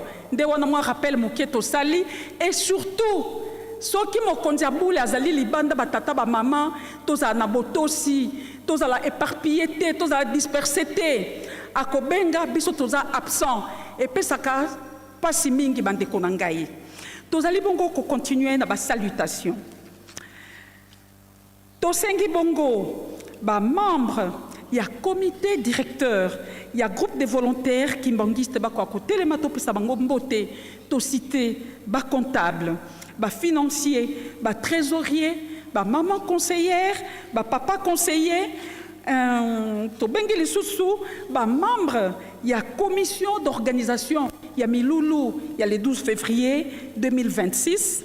Et Kakananzela wana, tozali bongo kobenga, maman secrétaire générale, il y a groupe de volontaires kimbanguistes, maman Hortense Mankoto, Atelemato Pesa Mbote, to bengi lisusu, papa Nabiso, papa premier vice-président, papa Moïse Mambote, Akoka, Kotelema, Toko Akopesa Mbote, et Kakananzela wana, to bengi, ba généraux banso oyo bazali awa présent oyo ba accompagner maman présidente générale des volontaires na Miloulou ya lelo pe lisusu to bengi bongo maman présidente générale maman Fifi Luyola Nzuzi bino banso botelema toka kopesa bino mbote faki.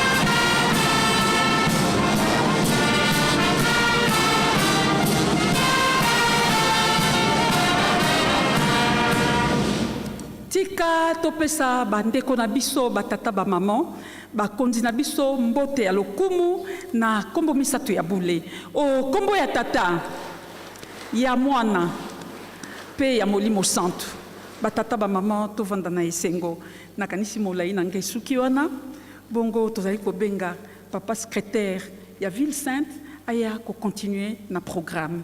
Merci.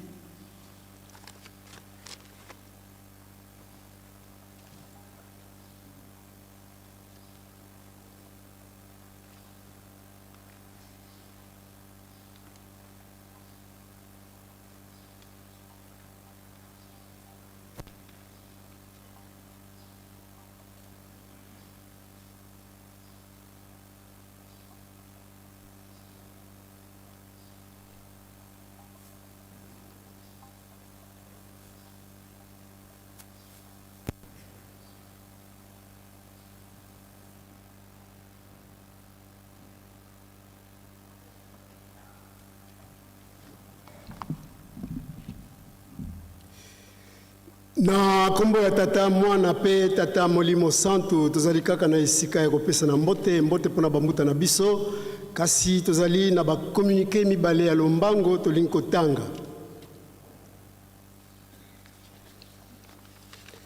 Ba communiqué mibale ya lombango ye libiso esengami na papa révérend pasteur Kiono Moniala Léon et ozali directeur national ya transport Kinshasa obiangami na bureau ya SPC et sika ozali kende sikoyo na bureau pona masolo ya mokuse batondi yo botondi signé le directeur national ya Spenkamba Manda Bibila José. Deuxième communiqué, il est demandé aux principaux délégués de l'association des secrétaires kimbanguistes de se présenter au cabinet du chef spirituel et représentant légal juste après la remise des fleurs d'alliance devant la tribune. Une brève communication leur sera faite. Présence obligatoire. Signé le directeur de cabinet, révérend Landou Ndombasi. Nde tokomi na esika ya mbote pona bambuta na biso to sengi na bambuta na biso ba président délégué ya ba collège exécutif ya bamboka nyos bambuta bisika nyos to bozwami sengami na bino botelema elongo na ba membre na bino ba proche collaborateur na bino lingomba epesa bino mbote faki sepelisa bango.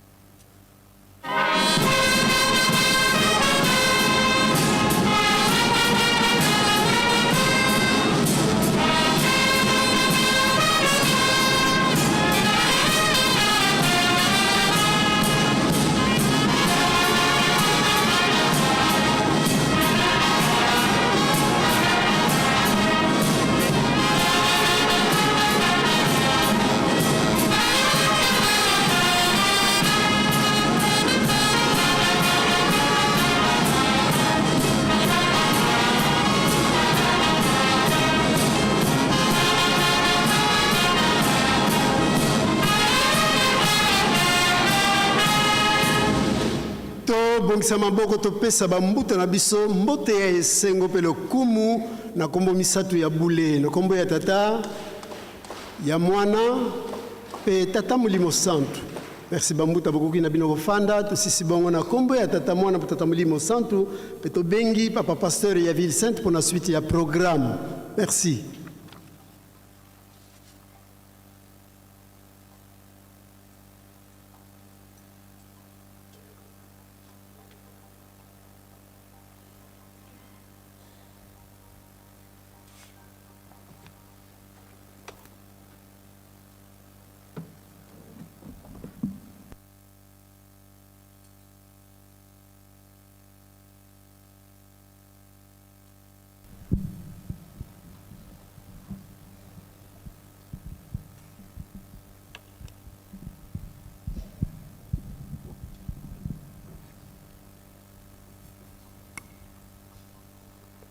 Na kombo ya Nzambe tata ya mwana pe tata molimo santu tolandi banso na bokebi matei bapesi biso na mokolo mwa lelo jeudi 12 février 2026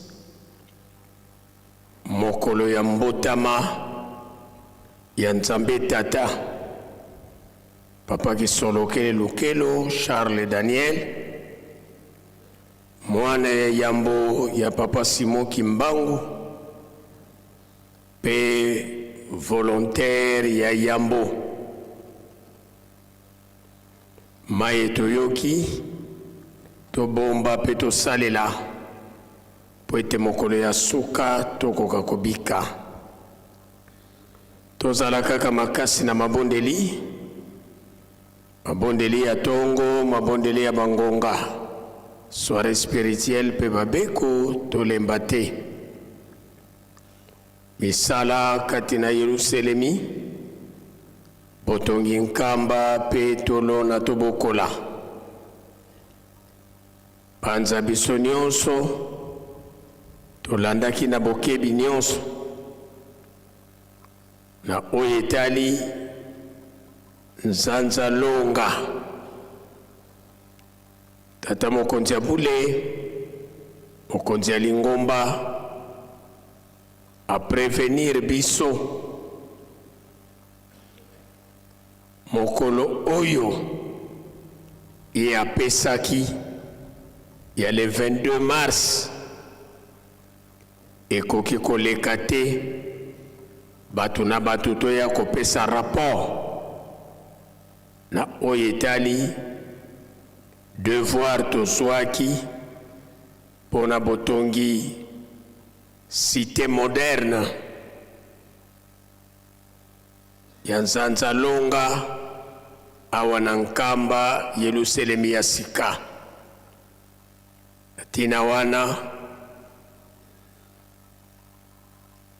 bato na bato toyeba tosali deja nini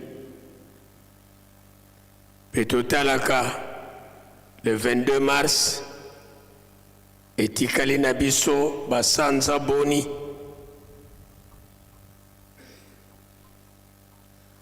na banza ngonga te kasi volonté soki biso nyonso tokozala animé d'une bonne foi d'une bonne volonté tokosepelisa Nzambe na biso memorial tozalela yango pe makanisi banza biso nyonso tozali kolanda na bokebi nyonso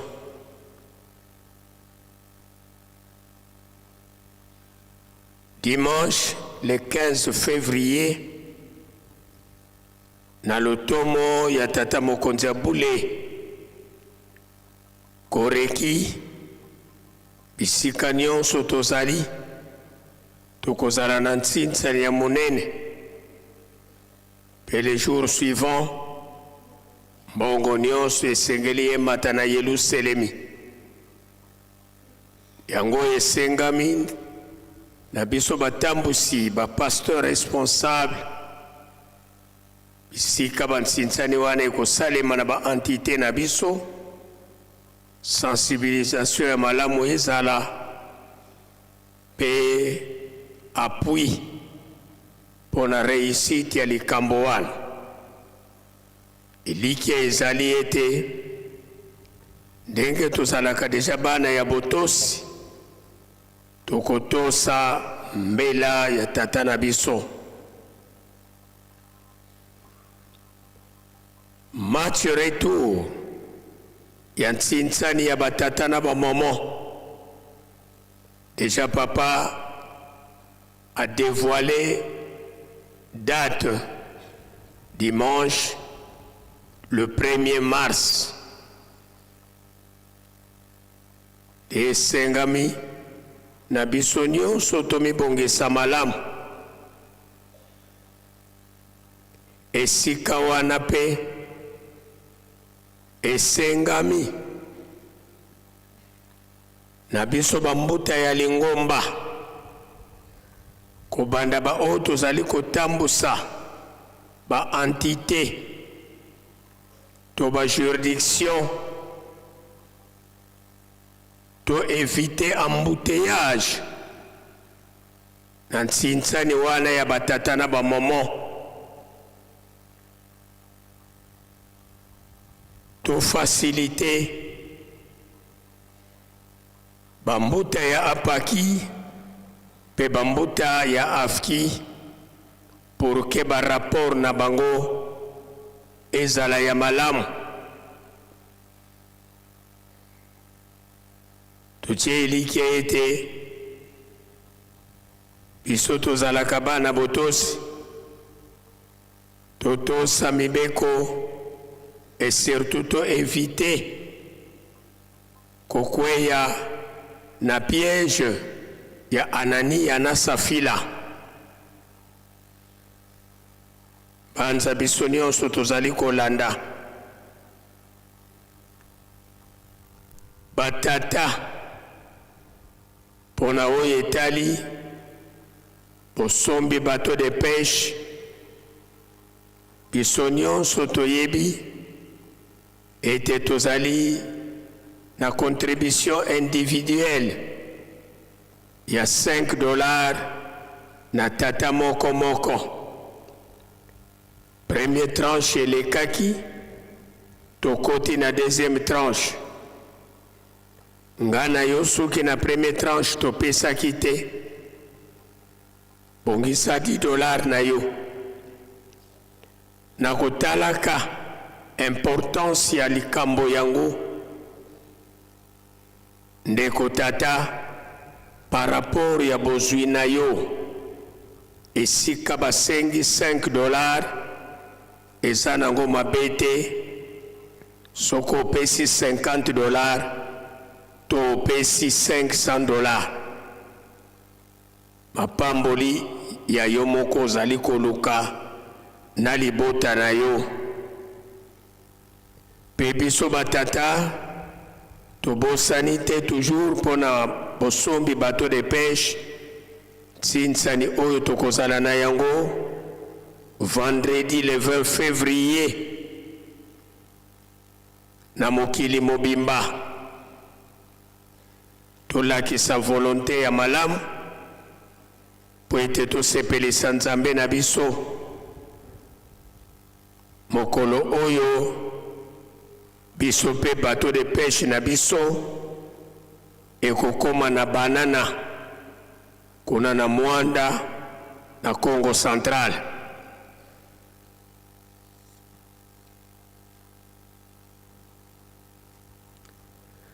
Tango nyonso tata Molimo Santo azali kosenga na biso bana na ye tozala bana ya botosi pe tobatela mibeko malamu. Période tozali kotraverse ezali période moko ya pasi kasi tokangama kaka na mibeko. Tokeba na influence, tokeba na négligence. Moto na moto batela elembo na yo tolanda ye aveuglement tokeba na orgueil nzambe akotikala nzambe mwa mayele na yo oyo tobengi bagage intellectuel yango te okoki kosalela comparaison na nzambe pamba te ntango nyonso tolobaka yango biso ata tokoti baklase ya ndenge nini tokoki kobakisa eloko moko te na mutu ya tata nzambe. Mais par contre soki biso toko s'enorgueillir na tata nzambe ye azali capable ya korendre biso vide pe omonani mutu pamba yango wana sengi na biso tomikitisa pe tolongola orgueil. L'orgueil n'est pas de Dieu et l'orgueil ne paye pas.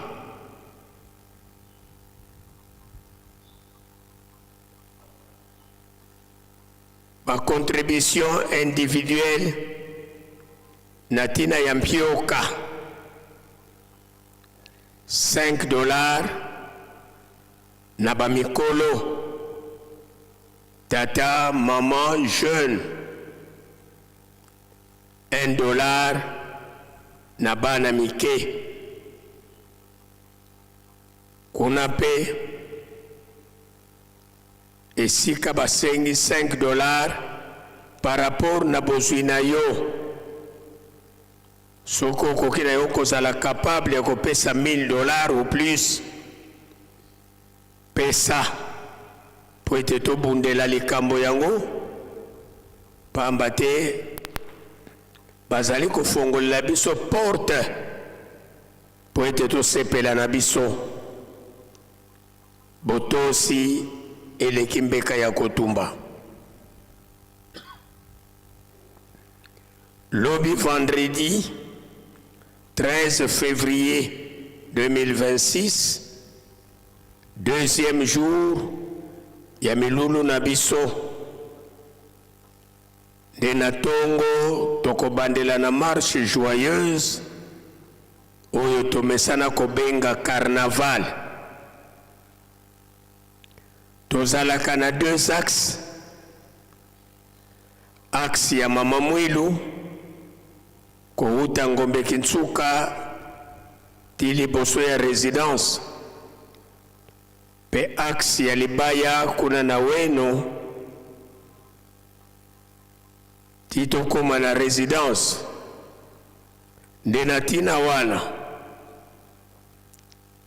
biso nyonso toye na fete ndenge touti kolandela yango ba volontaire Chorale Papa Charles bandeko na biso NPP pe lisanga ya ba secrétaire ba oyo tozali loger na weno ndakisa na 4 maisons eseka na ndako bankole to na mintinu biso nyonso elongo na ba oyo bazali na kamfuma na bavandi nyonso ya nkamba tokozala na libaya elongo na fliki bongo tokoti bandeko oyo tozali loger na kipaku ndakisa kuna na nzanza bisadi pe na kamason lokola kuna na kendolo na bavandi na nkamba o tovandi na kankipaku pe kamason biso tokozala na mama mwilu elongo na faki 7h mise en place terminée. Nabanza biso nyonso tolandi na bokebi nyonso. Tolandi programme oyo tokozala na yango na libanda. Tango tokobima libanda, tokozala na esplanade ya temple, c'est-à-dire na tribune. Honneur ya papa, sima ya honneur ya papa, défilé des troupes d'honneur, faki na ba surveillant, pe ekolanda bango, bandeko na biso ya GTK. GTK, bakozala na théâtre te, kasi bako défilé elongo na mwana oyo botami. Sima ya ba défilé, remise ya fleur d'alliance. Sima ya remise ya fleur d'alliance, Senet pe poète ya bana na biso ya kelasi. Soki bango baleki, opération 3000 francs, pe Tsinsani, ndenge to sali la kayango. Suwe ya tata mokonzi ya bule, mokolo ya liboso, esengeli bimbelekela, emonana. Simayan Sinsani, honneur, pe prière finale. Alors, bande konabiso, commission d'organisation et fête, basengi na ba choral, yankamba, ba oyo bakozala prêt, ba accompagner groupe Fliki na oyetali concert kasi tobo sanate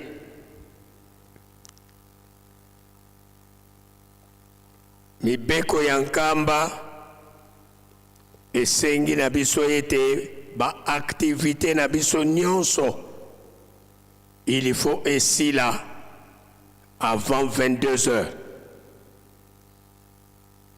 Nabanza biso nyonso tolandi malamu.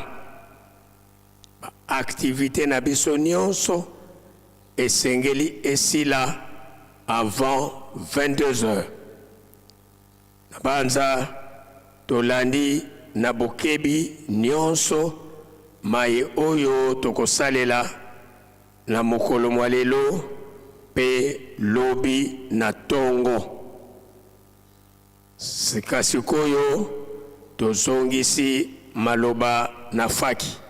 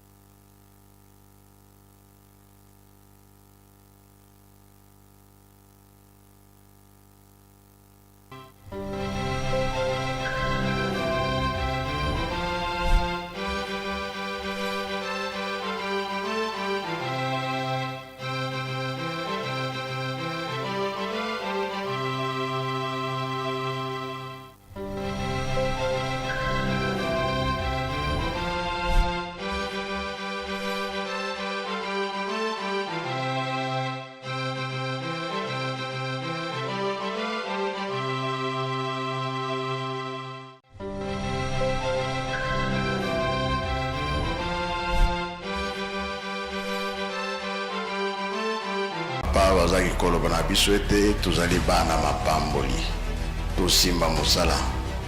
Eske mosala ya pamba ezalaka ezalaka te yango nde bakotangela biso oyo bino bosalaka.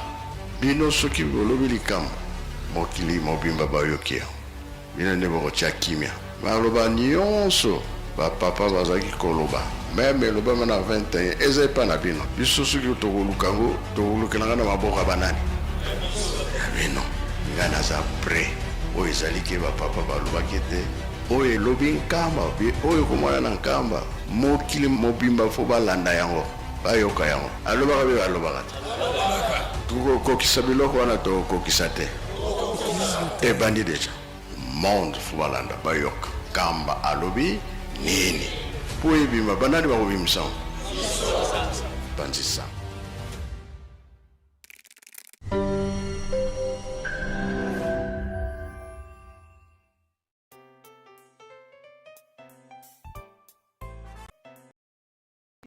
L'actualité de Kamba sera disponible tous les jours sur cette chaîne YouTube. Surtout, abonnez-vous massivement car le meilleur reste à venir.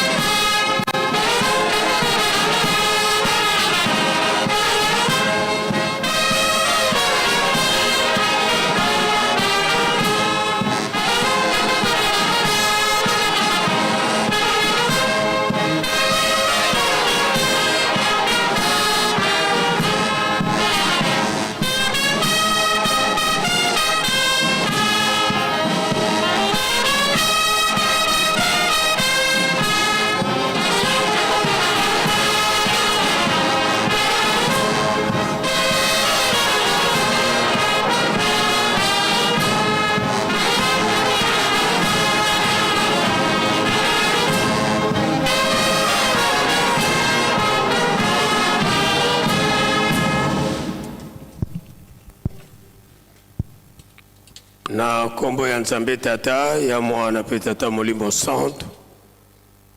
Tomoni banso bokoti ya nkolo kati na tempelo. Biso baoyo tozali nanu libanda malamu tokota na kati.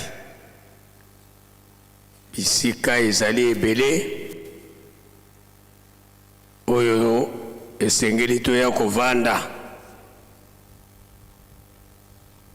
moko na moko te ya telefone na yo po ete déranger baninga te.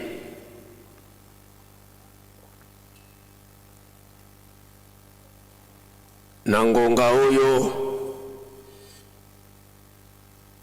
tosengi na papa révérend directeur de cabinet ya tata mokonzi ya bule akoka komata na oyo esika.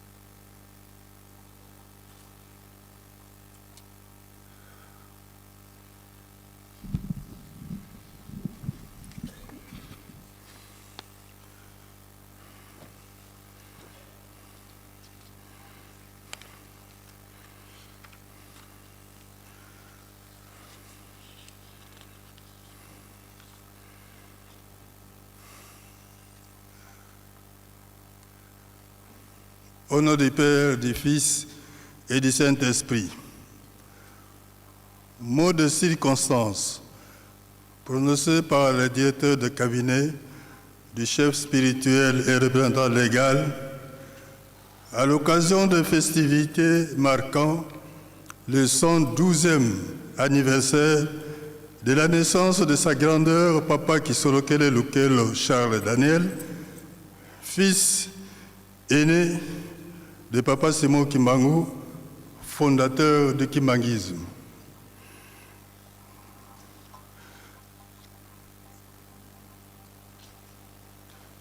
Chers membres des collèges exécutifs nationaux ici présents,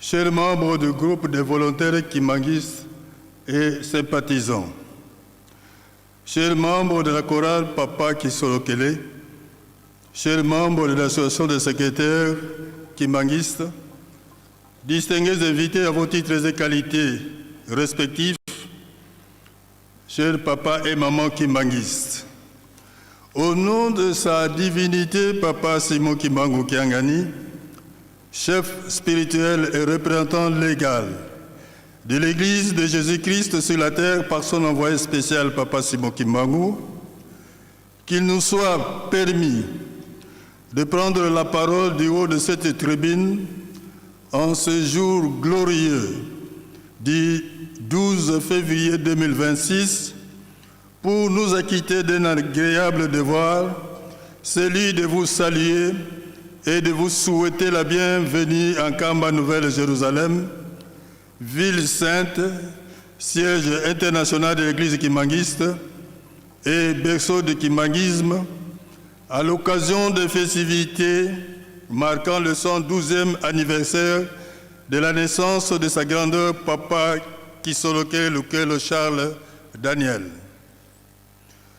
En ce jour de célébration et de magnificence divine, jour d'allégresse et de glorification, sa divinité Papa Simon Kimbangu Kiangani vous remercie d'être venus si nombreux malgré les difficultés du moment, notamment le manque de paix dans la partie orientale de la République démocratique du Congo, ainsi que la crise qui sévit dans notre société et les difficultés de toutes sortes. Qui est alors sa grandeur, Papa Kisolokele, que nous sommes venus honorer? Papa Kisolokele Lukelo Daniel Charles est le fils aîné de Papa Simon Kimbangu, fondateur du kimbanguisme, et de Maman Mwilu Kiawanga Nzitani Marie. Il est la première entité de la Sainte Trinité qui est descendue sur terre conformément à la promesse de Jésus-Christ qui annonça le retour du Fils de l'homme en temps de guerre et de bruit de guerre. Matthieu 24, 1 à 5, que l'humanité connut dès la naissance le 12 février 1914 de Papa Kisolokele Lukelo Charles Daniel, suivi de celle de Papa Dialunga Nakiangani Salomon le 25 mai 1916 et de Papa Diangenda Kuntima Joseph le 22 mars 1918, dont nous connaissons et saluons les actes de bravoure et de divinité qui ont permis la construction évangélique et matérielle de l'œuvre salvatrice du Saint-Esprit, devenue institution établie sur la terre des hommes. Ce sont ces trois fils de Papa Simon Kimbangu qui sont tous esprits, nés du Saint-Esprit, qui descendirent sur terre. S'agissant du nom même de Kisolokele, est né le 12 février 1914, son divin père s'écria à la naissance de son premier fils Kisolokele Kitusosanga, qui signifie en français ce que nous recherchions nous a été révélé. Le nom de Lukelo, qui vient de Lukeni, qui signifie raillerie, lui avait été donné par sa mère afin de signifier à ses moqueurs la fin de leur raillerie.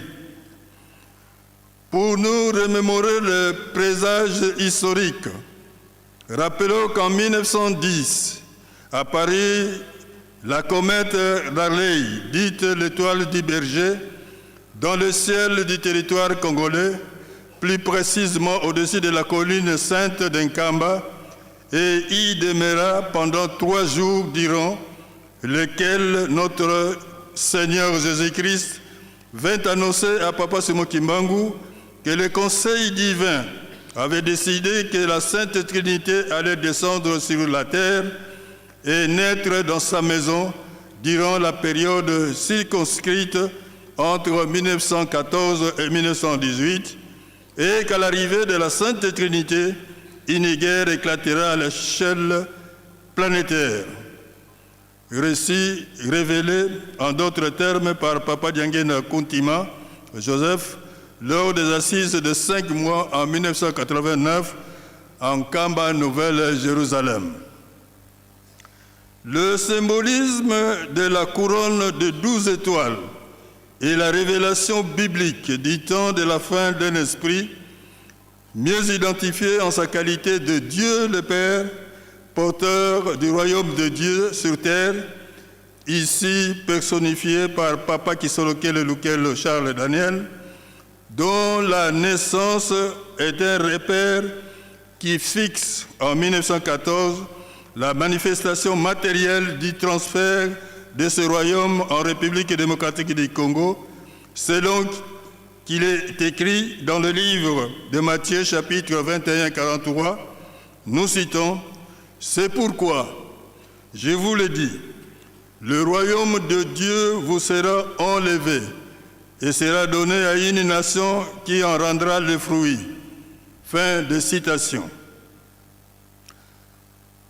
Distingués invités à vos titres et qualités respectifs, chers papas et mamans kimbanguistes, L'événement qui nous réunit en ce jour est la célébration significative pour les croyants et sympathisants kimbanguistes.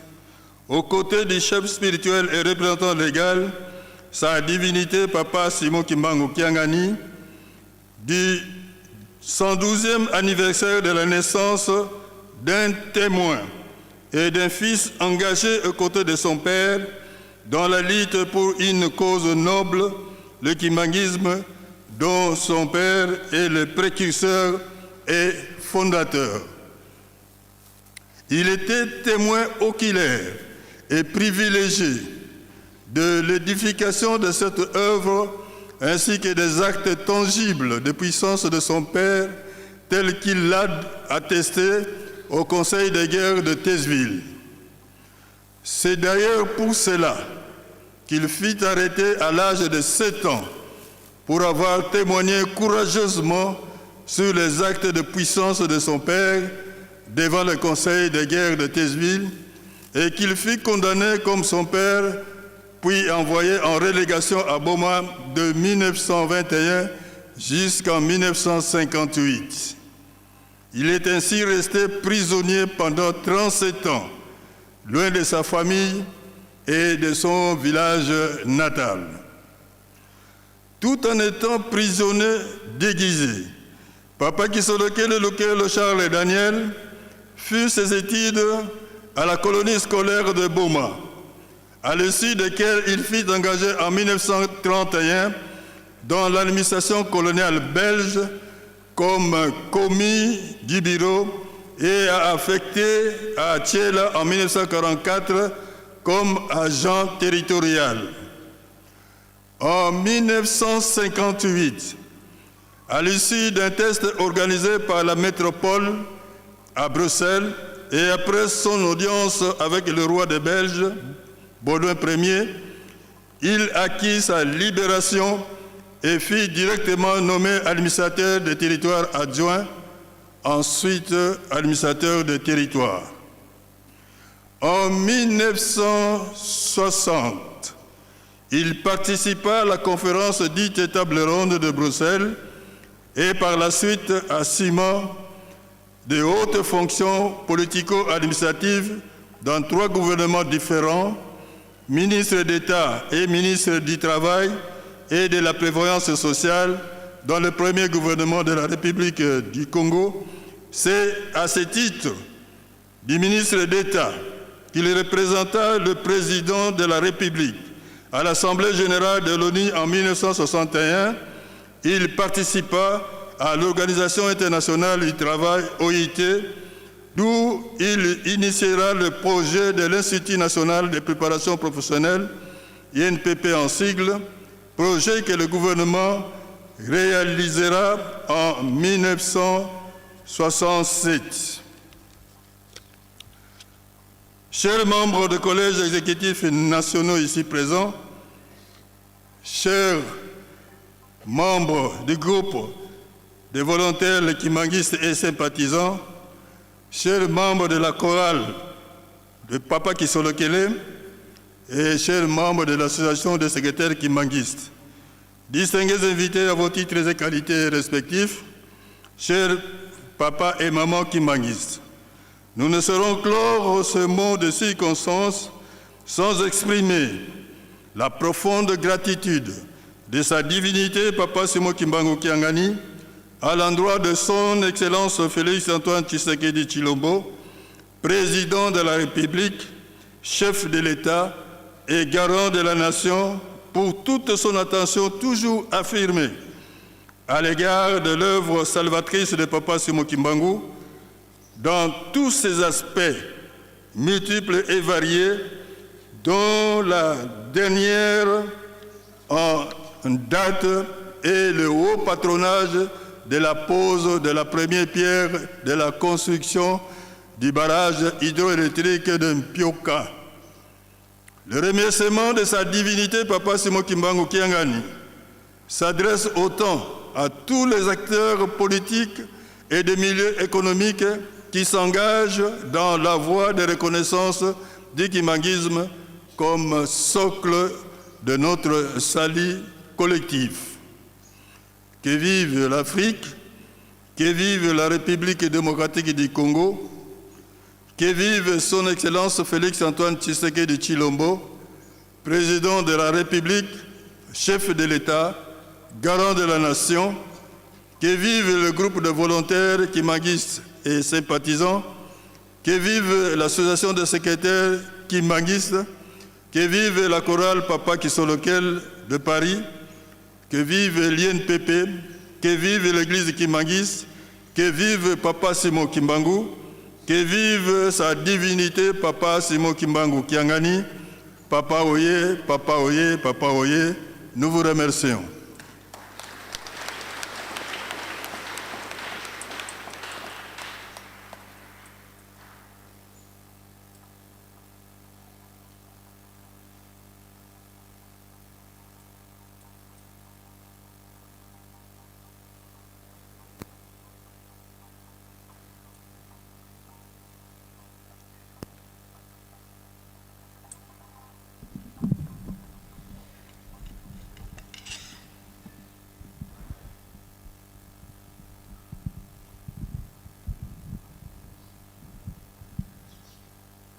Na kombo ya Nzambe Tata ya mwana pe Tata Molimo Santo tolandi malamu avec attention soutenue mot de circonstance oyo révérend directeur de cabinet auti ko prononcer tobongisa maboko totonda yango na kombo ya Tata mwana pe Tata Molimo Santo na kombo ya Tata ya mwana Tata Molimo Santo sika tozongi pona bopesa ni mbote faki tomibongisa mozola kwa se ye mwana et Tata Mwanda Velela tulombele kwa Tata directeur du cabinet kindwari ye mbuta za onso sisalanga ku cabinet ke Tata mfumo ndongo mfumo dibundu fulube onso no bilovwandiri lutelama beto mpangize no mudibundu talovana kyambote faki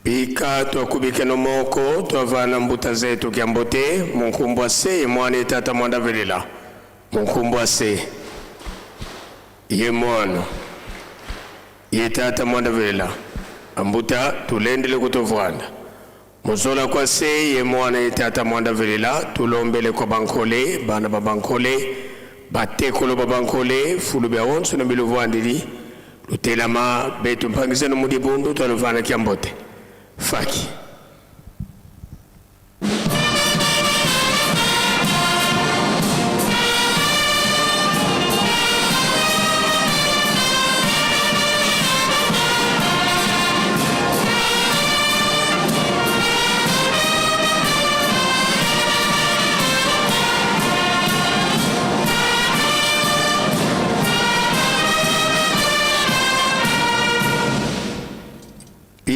tukubike no moko tuavana moni miampa simbote munkumbwa se ye mwana Tata Mwanda Velela munkumbwa se ye mwana ye Tata Mwanda Velela bambuta tulendele kutovwanda muzola kwa se ye mwana Tata Mwanda Velela twena kintwari ye ngudi zeto bamama bawo bakalanga bimpovila beto koma semeto tulombele ko ba mama lo tutela mana beto bana beno talovana kiambote faki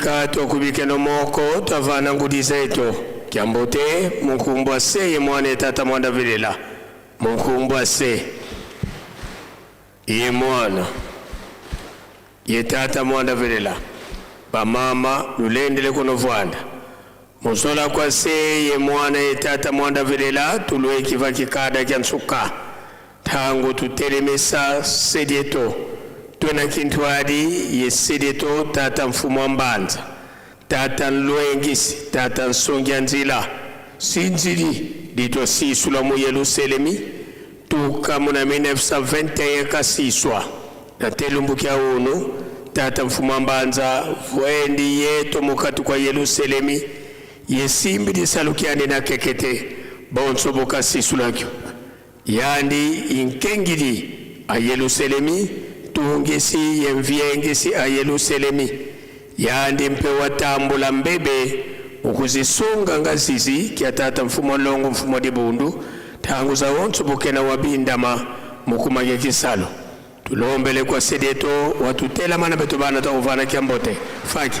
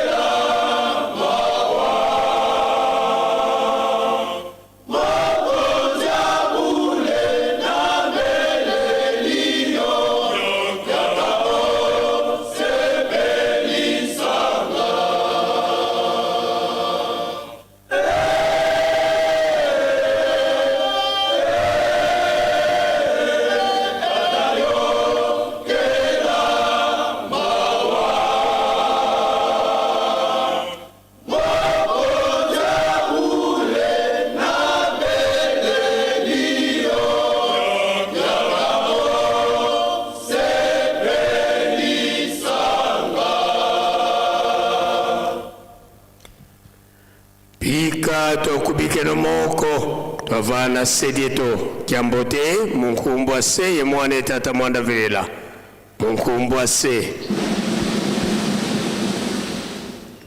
ye mwana ye tata mwanda velela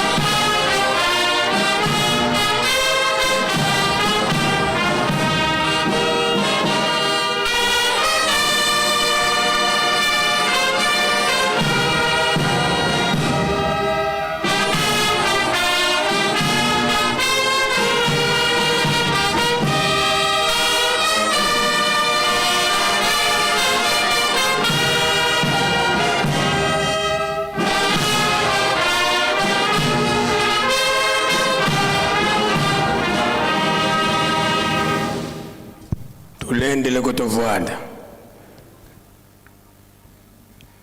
Sireto tata mfuma mbanza beto bana bakutukulombelo bakafulu watusikidikisa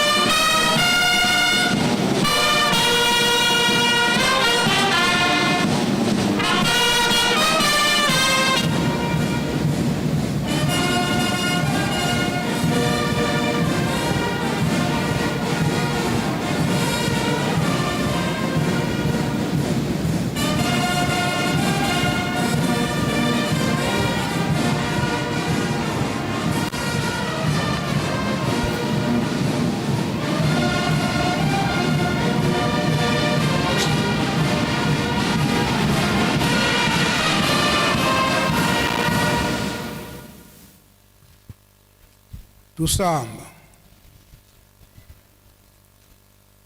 ensambu zange mfumu wetu Yesu Kristo yozola kwa ngitata nzambi wase yo ntwadi wa ngitata mwanda wa velela bika kwa masikilanga munaito tuka wa kwa yele mvu se ye mwani tata mwanda wa velela. Amen.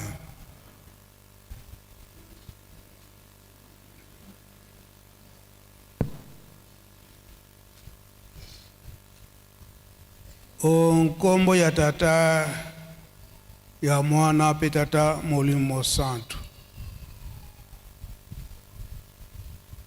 Nyamu kolona lelo ya le 12 février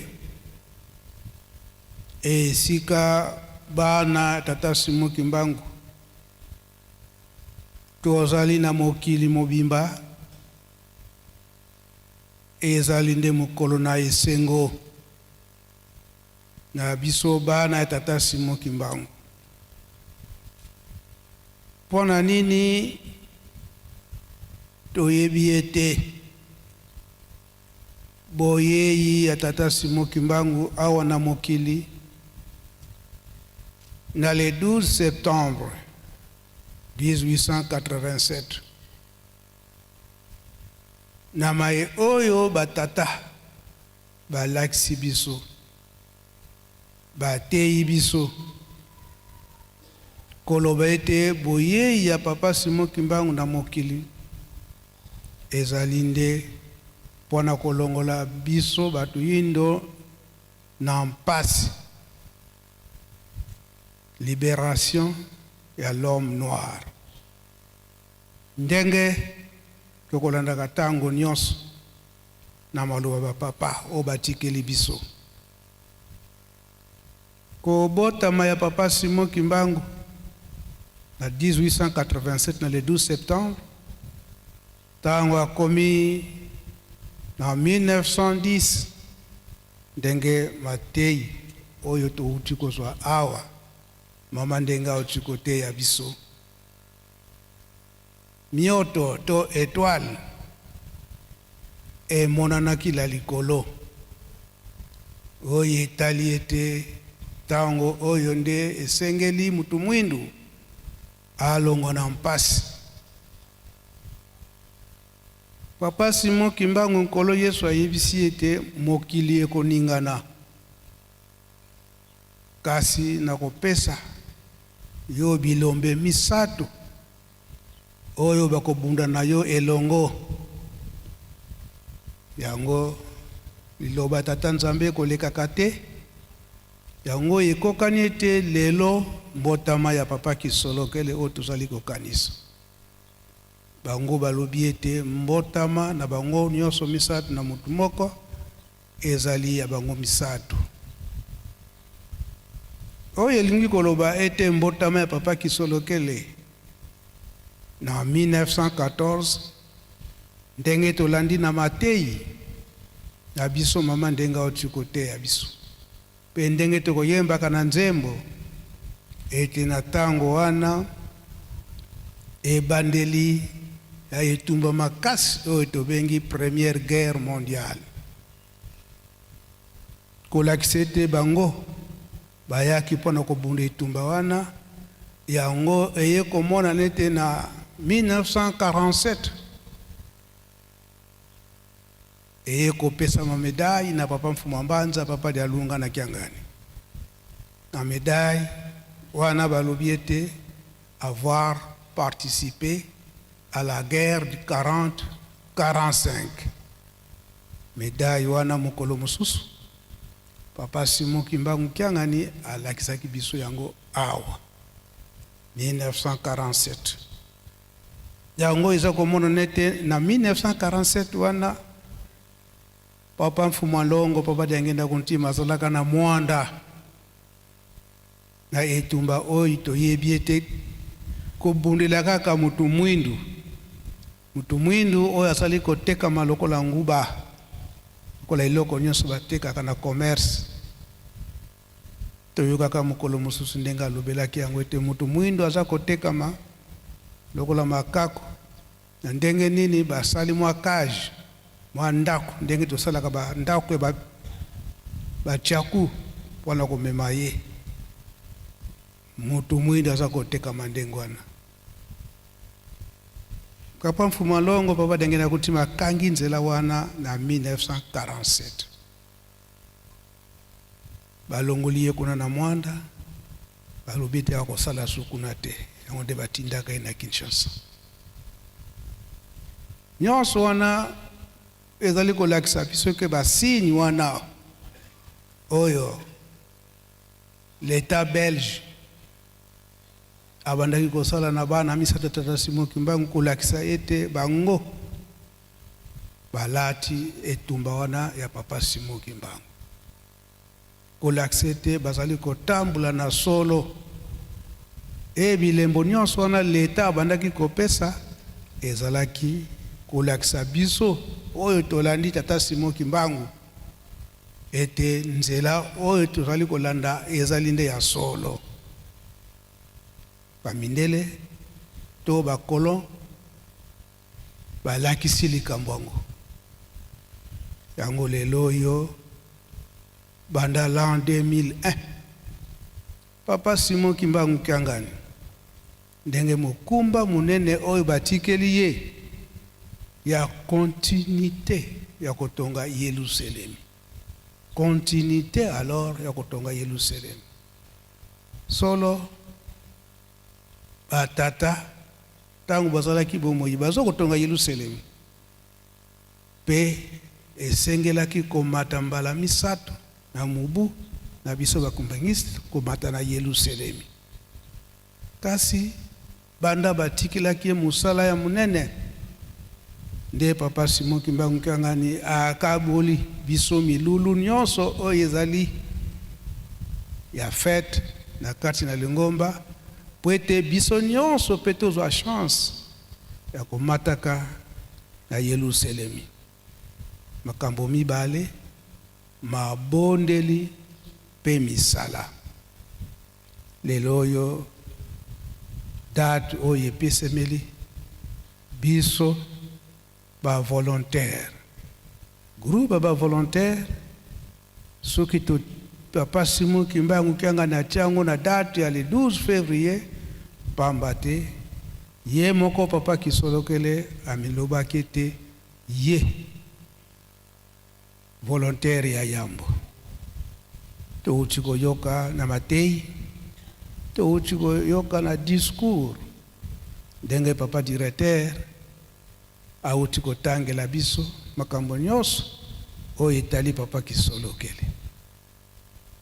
À l'âge ya 7 ans il faut akangama batindi ye na boma bakabuli ye na batata na ye na bandeko na ye baboti na ye tata mama na baleki na ye bakabuli ye ake kofanda kuna na boma volontaire ya liboso. Ye moko alobili yango te ye azali premier volontaire. Yango atikalaki kosala lisanga oyo lelo tomoni korale ya papa kisolokele oyo bangonde tango papa kisolokele azalaki na poto kuna bakendaki koyembela ye ekomi korale papa kisolokele. Pe tomoni pe bandeko na biso ya secrétaire ya Lingomba toye kosangana nyonso na pona nini botongi ya Yerusalemi. Yango toyoki na discours milulu nyonso etali Lingomba leta akozanga kate pona nini na kati na mukanda ya Lingomba mubekwa liboso tosa leta tango nyonso bakotika kabiso te pona kotala pe mai oyo mazali koleka na kati na Lingomba ba invité bakozanga kana biso te bango pe baya kotala Yerusalemi pe kozwa mapamboli pe ko participer na misala ndenge Yerusalemi ya sika ezali kotongama. Yango solo lelo ezali kolo ya Yambo nantina na fête na biso le 12 tolandi Matei oyo batei biso banda na banzembo na mabondeli na obe kuti na mukanda na tata Nzambe tozali nde kozela liloba ya papa Simon Kimbangu Kyangani kasi atindi ngai koloba ete ye na tina ya bapaya bakozanga kate na makambo mike na Lingomba wana kowelela ngonga yango la ipo tosalisa misala oyo esengeli na mukolo na lelo tolobi malamu ke tokoyelaka makambo bibale mabondeli pe misala musala physiquement tokomimaka mabanga misala ebele ndenge batangili biso ezokosala na kati na Yerusalem. Pe toyebi yango malamu banda 1921 papa Simon Kimbangu ataya kolakisa système mususu te ya botongi Lingomba tonkamba kaka na bantinzani na muke ndenge tokokaka yango toza komona ba œuvre nyonso eza komona na kati na Lingomba kasi na misala oyo botongi yango yimona diete biso nyonso tozali ba volontaire. Distinction ezali na oyo bazali te groupe restreint oyo ezali bengami ba volontaire ndenge papa kisolokele ye moko alobaki yango ete kwa luzolo lwa mbote koloba ete bato bamipesi na ba demande spéciale bamipesi na ba demande spéciale oyo bazali eke papa soki alobi akosimba zolo te poto yakosala ndenge nini kasi ao mipesi ndenge tokolobaka ete nzambe soki alobi soki asengi donc koloba ete biso nyonso toso bavolontaire kasi na distinction wana nde yangwana mingi tokopesaka na koyima kasi mingi mpe tozali oyo tokopesaka na koyima te wana nde babengi bankolozola mbote to bavolontaire yango liloba ya papa Mfuma Longo papa Simon Kimbangu Kyangani lobi nde akopesa biso mongongo oyo tokomema esika tokokende lobi na carnaval tozanga te na esika wana esika ngonga ikoki tokobima libanda po ete tosala mosala oyo tokoyelaka awa mabondeli tolandi maso matei tolandi maso kobima libanda koloba ete tobanda mosala ya botongi Yerusalemi oyo toyeli awa mukolo ya yambo to ya liboso ya fete yango makasi ya mutu na mutu ekoyebanaka to ekomonanaka yango lelo tosala molende tolakisa mosala oyo toyeli awa likambo oyo papa Simon Kimbangu Kyangani aza koteya biso na mikolo ete tozala bana botosi na ndenge nini ndenge bapapa batikelaki biso na kati na bolingo mibeko pe misala onkombo tata mwana tata Molimo Santo amen.